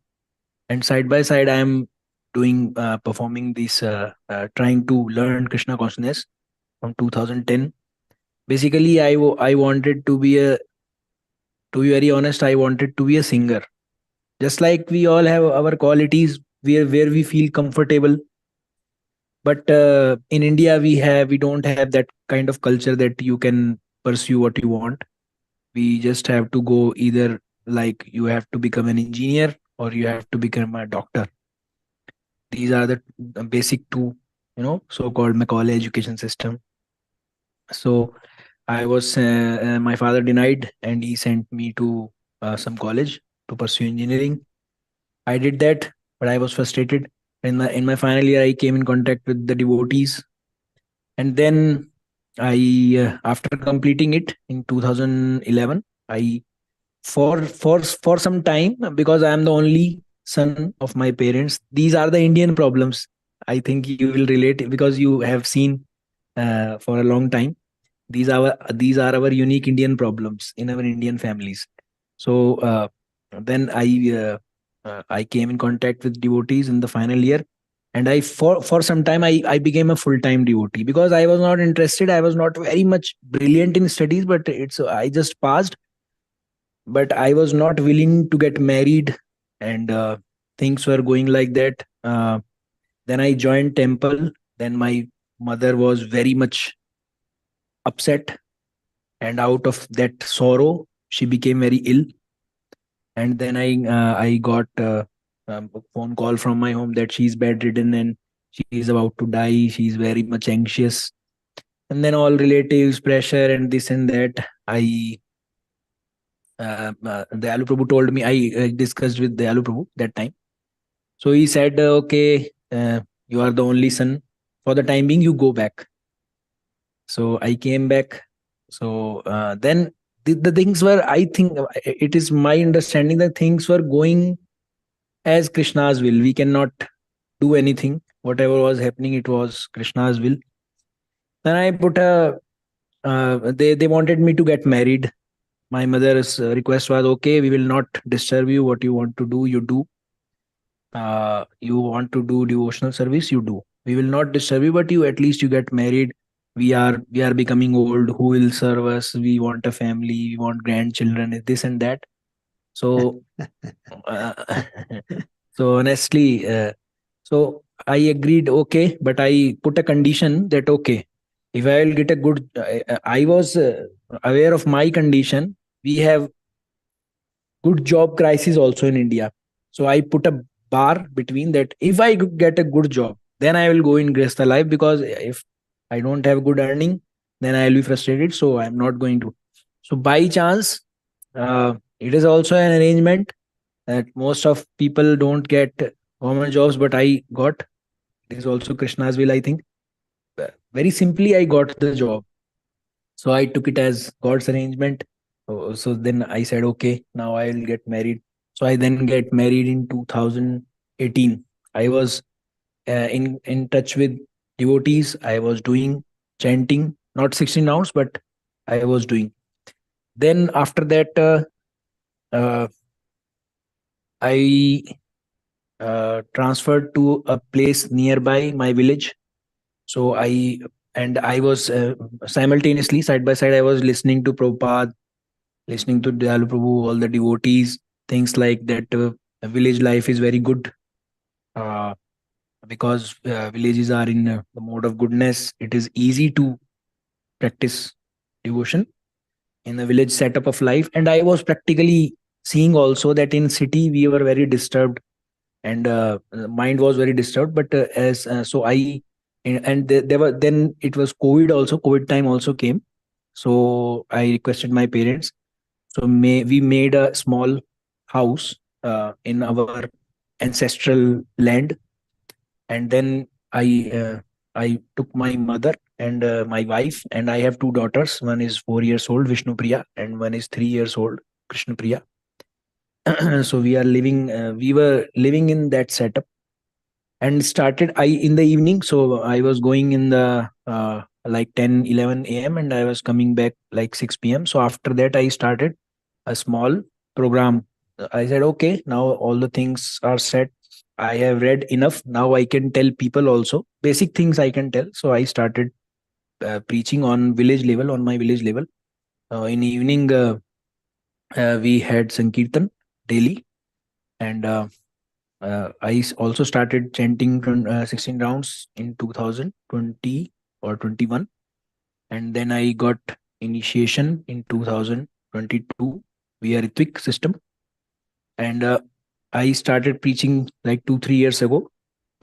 Evening program, only evening program we were doing, because in morning I was daily going to school. And then in evening, Sankirtan. After that, I read Bhagavatam and translate it to in Hindi to local people. And then sometimes we are going to nearby villages for book distribution and Sankirtan.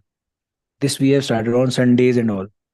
So in India, different kind of people are like not very much interested, because they think it's our uh, born inborn talent to have spiritual knowledge. We don't need to read any Gita. We know everything like that. So it is a much struggle here, but still we are doing, and we have nicely distributed over with help of one devotee who came for some time. We have till now we have distributed more than 1,000 books in the nearby area. So suddenly in the month of August last year, I got transfer to because it's a central government job, so I got transferred to a very far place from there. And I knew that it is going to happen because 5-year span was completed. And the longing for I become full-time devotee in 2014, but because of my mother's illness and pressure from relatives and all family members, I went. Honestly speaking, I was not very much interested in marriage life. I was not very much attached to. I will not say that I was totally like Shukdev Goswami. I will not say like that, but I was not interested. I was like, okay, if I am with the association in the devotees, I was not looking to women, and I was not interested. So, in right from 2014, I was going with the flow. What conditions were coming to me, but the longing was there that when that day will come, then that I will do it full time. When that day will come, that I will not have to do anything else but to read, to do sankirtan, and to do it full time. So time passed, and now from 2014, now it came 2024. And last year, August, I was transferred to Manipur. It is near China, on the near the border of China in India, like 3,000 kilometers from my place. So now I have become very disturbed because my personal association has gone. I made a good. I was kind of satisfied, peaceful. My mind was quite peaceful at that place. But now again, I am very anxious. Okay, I am doing my chanting, but without association, I am disturbed. I am not feeling. Plus, I am not liking this job anymore because even I am a teacher, but I cannot speak about Krishna because the secular nonsense, secular government norms and code of conduct nonsense is there. I tried small that I can preach students, but it is not possible because of some code of conducts. So still, I have not arrived to my question yet. I just wanted to introduce myself. Now my question is that. Sorry for that long question. Now my question is that at one place, now I am confused about this thing. That's why I'm asking. At one place, I read a quote from Srila Prabhupada where he says that a person served his family for a long time, and then he asked, and when he became old, he asked her wife that, now, my dear wife, I have served you so much. Please let me take sannyas now. But the wife will not give him permission. Never. The wife will never give him permission. She will say, what you have done? Your son is still unemployed. Your daughter is still unmarried.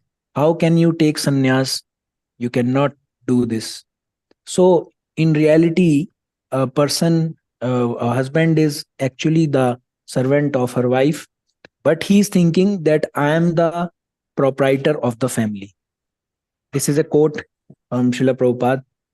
It is 24th February 1975. Okay, so at one place we read this, like where we get some kind of idea that we have to, at some point of time, we have to leave these things. But then Srila Bhaktivinoda Thakur says, Grihe tako, vane tako, sada hari bole dako. You can stay at home, you can stay in the forest, you just have to chant Krishna's name.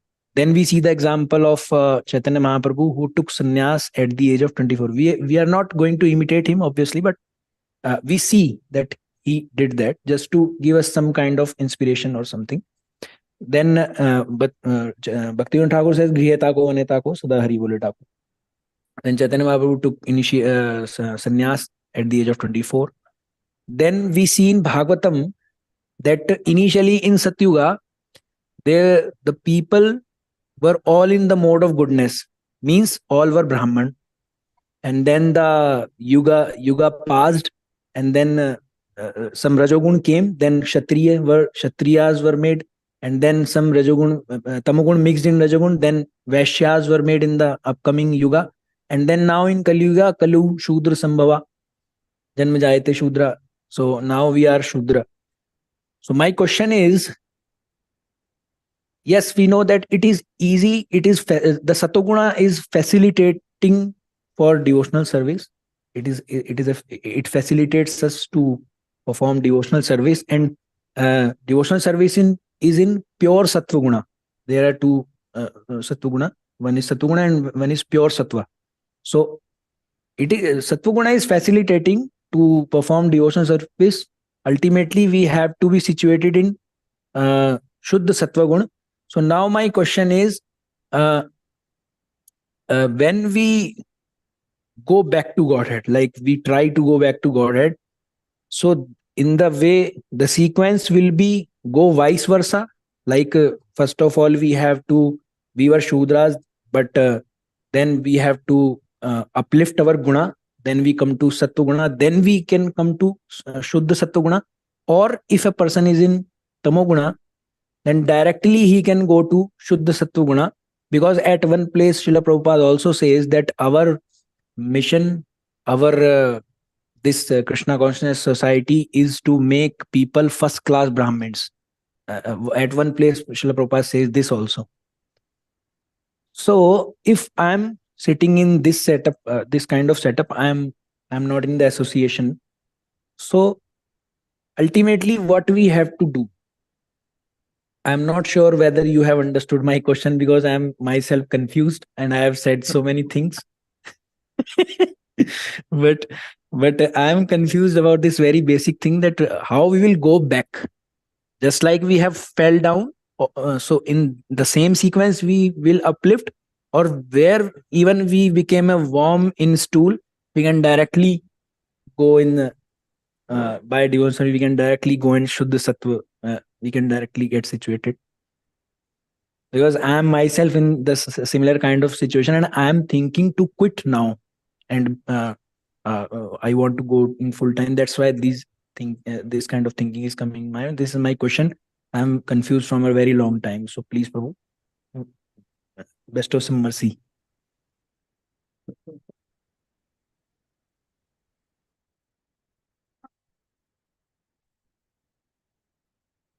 I think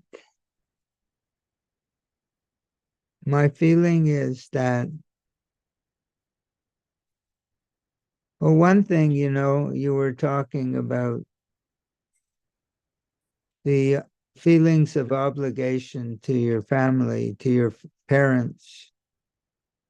And you were describing it a little bit like it's a disadvantage. If you compare to Western culture, it's so common that the children have no parents. They desert their family. There's so many mothers that have a single mother. It's a common. The man, we have an expression in America, if there's a car accident, it's called hit and run. It means they make the accident, but then they leave the situation because they don't want the responsibility for making the accident. Hit and run. In America, making children is hit and run. We're in Kali Yuga.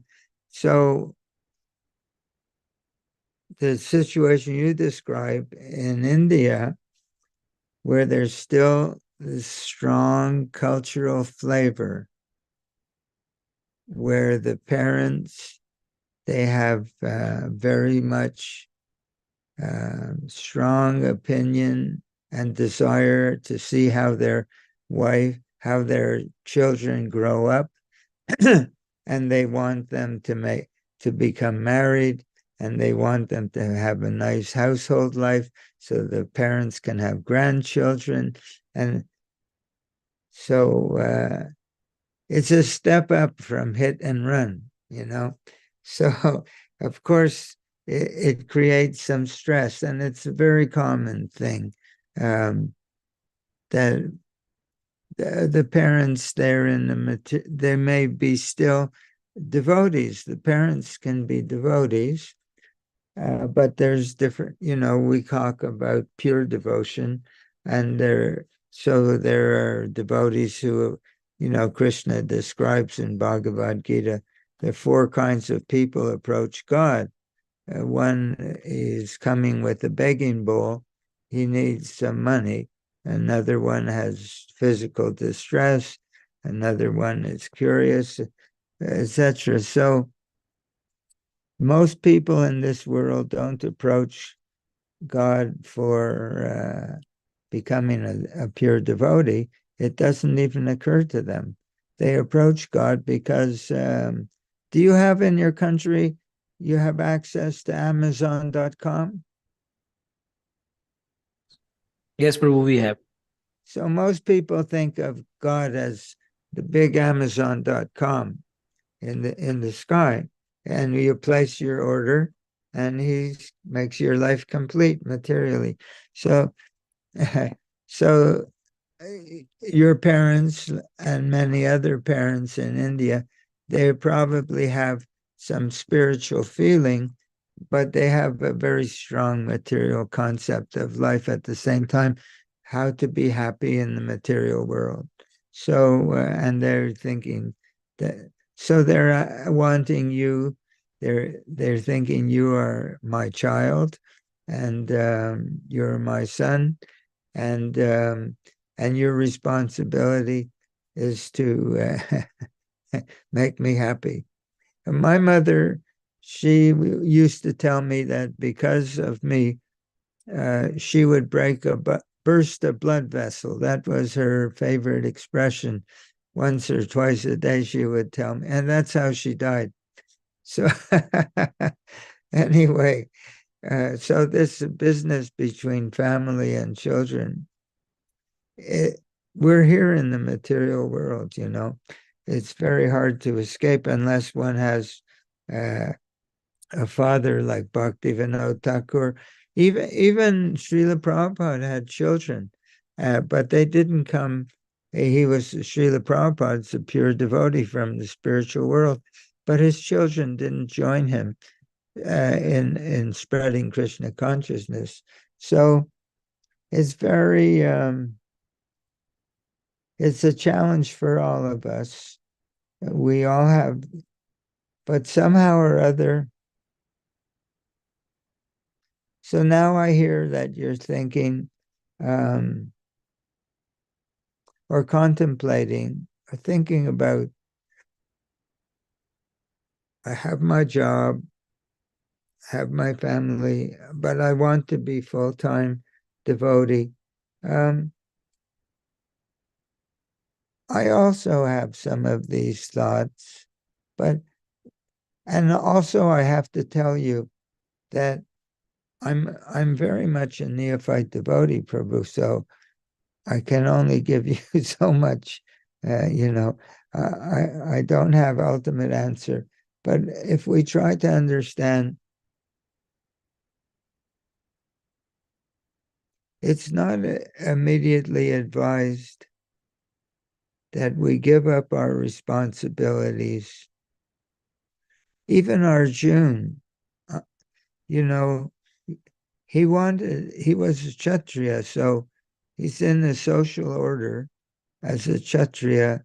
He has certain, but it's confusing without even wanting it to be confusing. Material life is confusing. It's always like that. I was listening to one talk by Srila Prabhupada where he was expressing that people are trying to make their material situation very nice, but it will never be very nice because Krishna has designed the material world to give us problems. Krishna has designed the material world that there should be a lot of heartbreak. There should be a lot of heartache. There should be a lot of frustration. There should be a lot of emotional pain, physical pain, every kind of pain. So it's problematic. And on the one hand, Krishna's advice to Arjuna was, you accept your social position, but you do everything for me. You accept the difficulties of your social position. You don't like it, but if you do them with enough devotion in your heart, I'll make it so that you'll be transcendentally situated. Bhakti Vinod Thakur had a big family, and he was a man of the world, a magistrate judge, and so many things. And but he was also a pure devotee. So on the one hand, I can understand that you want to be free just to do Krishna consciousness without material considerations of family, society, and whatnot. On the other hand, a big part of our philosophy is to accept our responsibilities, but to try to do everything as devotional service. Our job, after all, Arjuna's job was to kill his relatives, Not only to kill his relatives is one thing, but to kill his relatives that he loves so much, to shoot arrows at them. So that's on the one hand. On another hand, the books also tell us that if one does all of their material responsibilities perfectly, but doesn't become a devotee, there's no gain. But if one abandons all their material responsibilities and can't become but doesn't become a pure devotee in the process, there's no loss. So I'm giving answers from both sides of the fence. On the one hand, to stay with our social responsibilities and try to be Krishna conscious with them. On the other side of the fence, to let go of all our social responsibilities, even if we don't become a wonderful devotee after giving up, still there will be benefit. So it seems like the answer seems to be whether you stay in your social position or abandon your social position, the only benefit is in how much we try to make our position Krishna conscious. It's not by being with the family. But now I am no more peaceful. I was peaceful in that profile. I'm not thinking to abandon my family. My wife is normal. She's not very against Krishna consciousness. She's a normal person, respectful to Krishna consciousness. So I'm not thinking to leave them, but I want to change my profile. Like I am right now, I am doing Shudra because I am salaried job. I am doing salaried job. Whether it is even I'm a teacher, but it's material education, totally nonsense. It's a totally nonsense place. Prabhupada even called it modern slaughterhouses. So I'm very frustrated. When I go in the daytime, I'm very frustrated. But at least I had that evening association of devotees where we were doing Sankirtan, we were doing some Bhagavatam. So at least the mind became peaceful, balanced. Now I am just totally left association because of the obligation of transfer. So I'm thinking to go back to that setup. I have some savings. I can lead a simple life, and I can make some small money from here and there. Not this is a very big salaried job. They give so much money, but I don't know how to spend it. I am not interested in getting so much money because I don't know how to spend it. It is more frustrating for me. I don't want that much. But I have a at some suggestion. point of time, yes, Prabhu. I know. At some point of time, Prabhu, please let me complete. Do Okay. I have at some point of time, do I have again, at some point will come that I have to leave this, or I can live like this and become Krishna consciousness? That is what I'm confused about. Say that last sentence in different words, please. I meant to say, ultimately, the very first quote which I said, Prabhupada says that when the person became old, he asked his wife, now I have served you very nicely. Now I want to take sannyas. But still, his wife said, no, what you have done till now, you cannot take sannyas.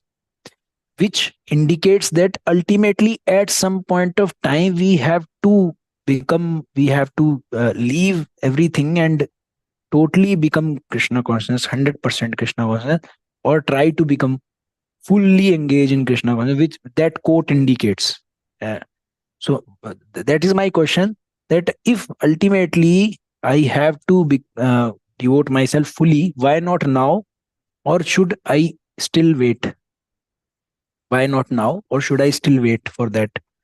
Or even, or if I don't have to do that, in the current situation, I can become, how can I become 100% Krishna consciousness? Because I am totally frustrated. I am going against my guna. My basic guna, what I have determined is my basic guna is Brahman guna. I like reading shastras. I like reading scriptures. I like doing perform devotional service, like doing sevas in temple. I like that, but instead of doing, I am doing something else. So basically, I am not acting in my gun, what I understood. So that is my question. I it's a very serious question. And so I'm hesitant, I don't, not to say anything that's not appropriate. You're a very serious person and a very mature person. And I have a lot of respect and admiration for your position. And you're explaining your position very well. I want to tell you one thing that comes to mind as you're speaking.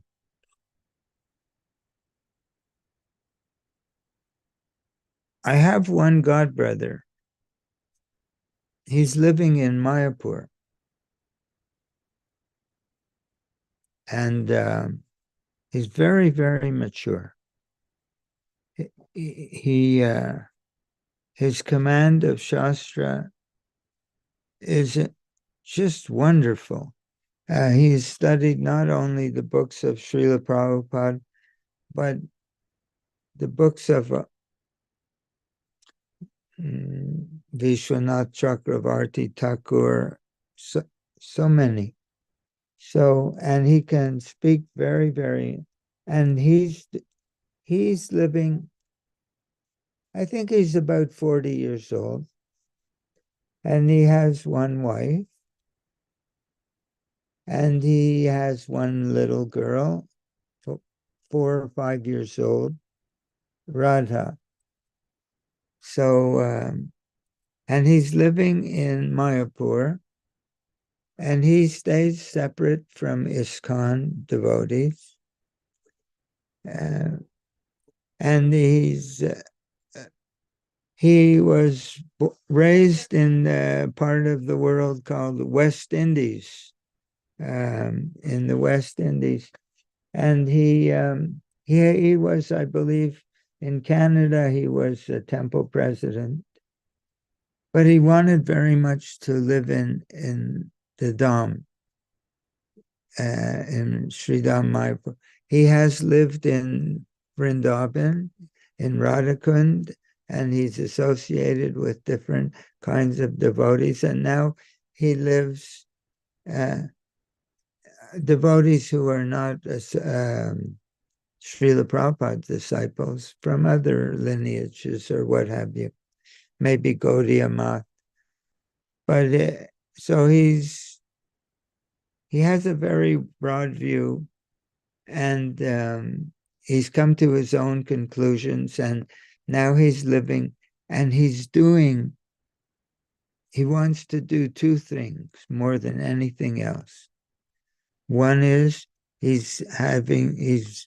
it took tremendous organization and what we call follow through to get anything done. But now he has gardens and he's using the food stuff to make prasadam. He's doing prasadam distribution and in the Dham, and he's having what they call namahata, kirtan, taking from one house to another, and he's making this his life, and he's living in the Dham. And I think that I would like that you should be in touch with his name is Harikata Das Prabhu. And he's very, very mature Prabhu.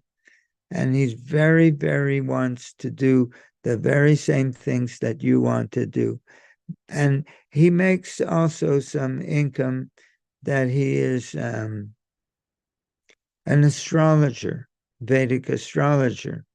So on the web, he's receiving, so he spends a certain amount of time like that.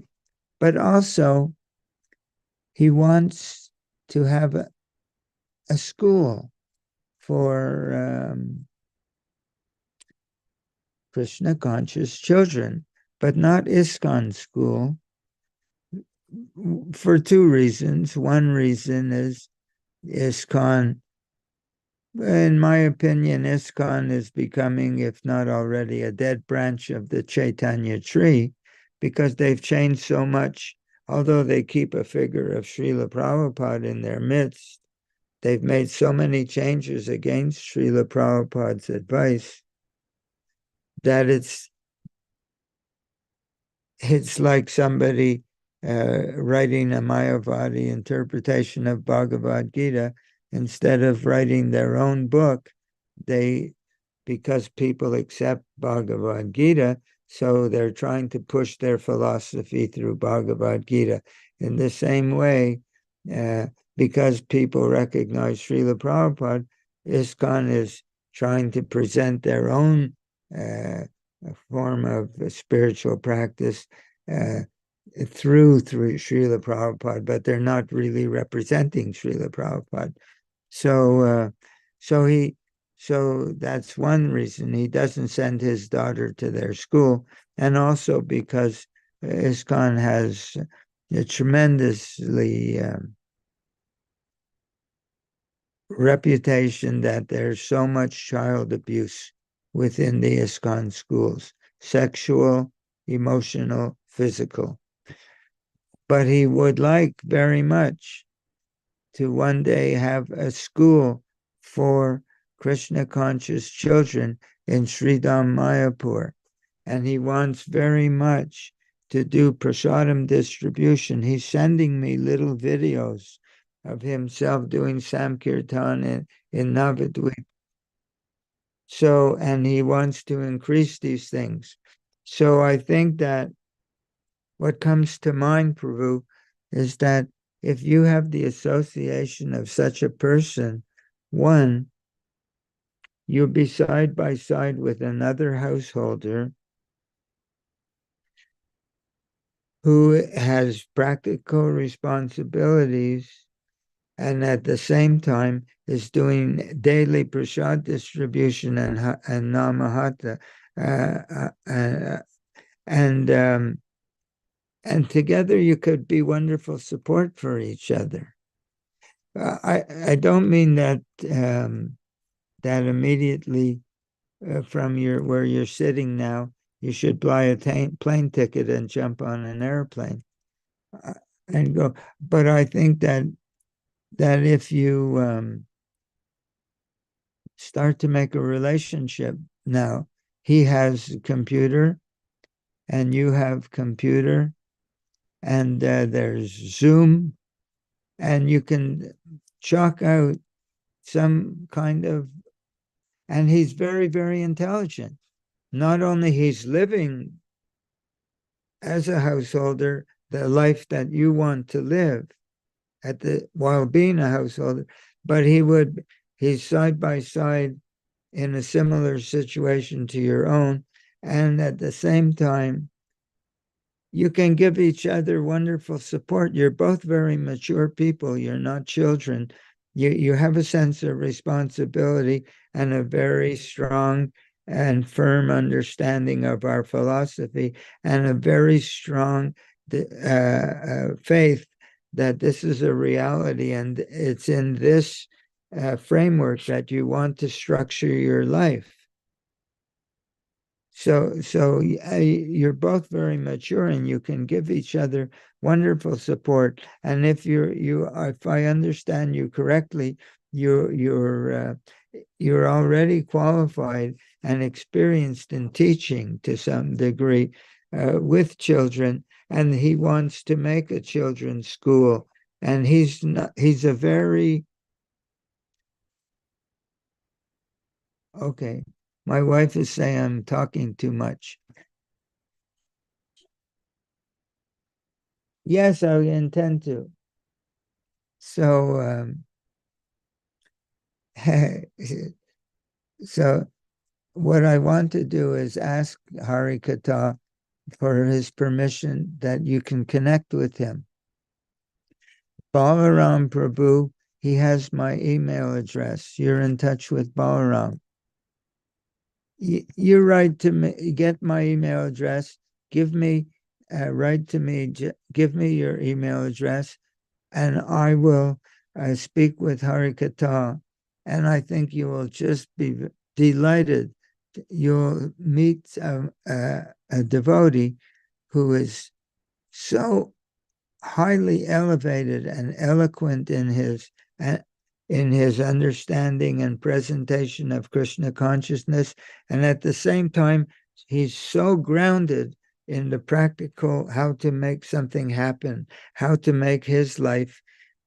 He decided, this is what I want, and he's taking all the steps to live in the Dham, raise a family, have a profession, and do Sankirtan daily, and do Prasadam distribution daily. So if you give me permission, I will connect with Harikata and ask him for permission that you can connect with him. And I know he will say yes, but there's a proper way to do things. So I will go through that step by step. And that might be very, very wonderful for both of you, that you can support each other in spiritually and in your joint creation of something beautiful. And if you do, you will be living in the Dham and raising your family in the Dham, and engaging in these wonderful activities together, giving each other mutual strength.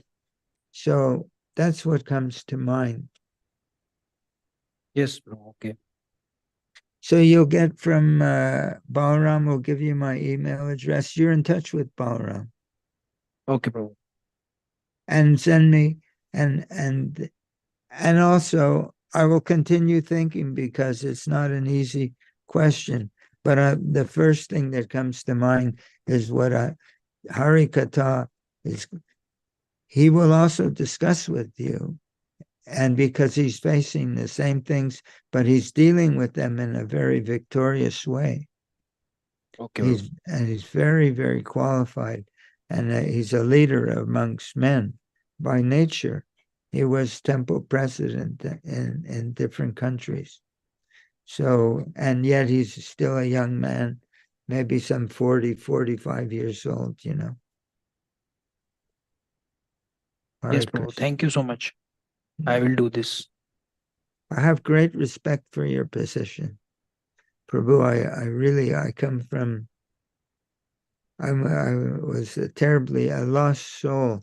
I joined the temple of Srila Prabhupada at the age of 25 years, and I was there until Srila Prabhupada depart, and then I couldn't stay in that company, in that association. So I left and I had to learn how to survive in the world. But anyway, it's a story. Everyone has an adventure. But do that, please, and get Okay, Prabhu. and we'll move forward. And I think it's going to be wonderful for you just to begin relating with him on Zoom and things like that. Okay, Prabhu. Hare Krishna. Please Thank you, Prabhu. accept my Thank you humble so much. obeisances. Hare Krishna. Dandavat pranam, Prabhu. Dandavat pranam. Jai. And Hare Krishna to Mataji also. Yes, I'll tell her because I am worried. Thank So, you, Balram Prabhu, for giving me opportunity to talk to Prabhu. I don't know if Over to you, Balaram's- Balram Prabhu. it says iPhone where he was, so, but I don't know. Maybe he's here, maybe he's not. And Zoom kept on crashing. I would catch 5 seconds, 10 seconds of Okay, he's facing a network issue actually. He's uh-huh. in Mayapur, I think. Oh, really? Yeah, that's right. That's right. Hare Krishna. Balaram, can you hear me? Yes, Do you know Hari Kata? very well. He's in Mayapur. Yes. Yeah. I wrote to him already, and Oh, I'll meet him. I'll meet up with him, and then see what he thinks about Tirtha and Prabhu. yes, can you'll give Tirthapad my Sure, absolutely. okay, great. Then we can conclude if it's okay, that we'll conclude our meeting. Is that all right? Yes, Prabhu. And I will definitely join you whenever you will do this again. I will definitely try to join. Hare Krishna. Thank you so much for so wonderful session. Thank Okay. you, brother. Shri Prabhupada ki jai. Jai Jai. Jai. Hare Krishna, Hare Prabhu. Dandavat pranam. Hare Jai Prabhu. Hare Krishna.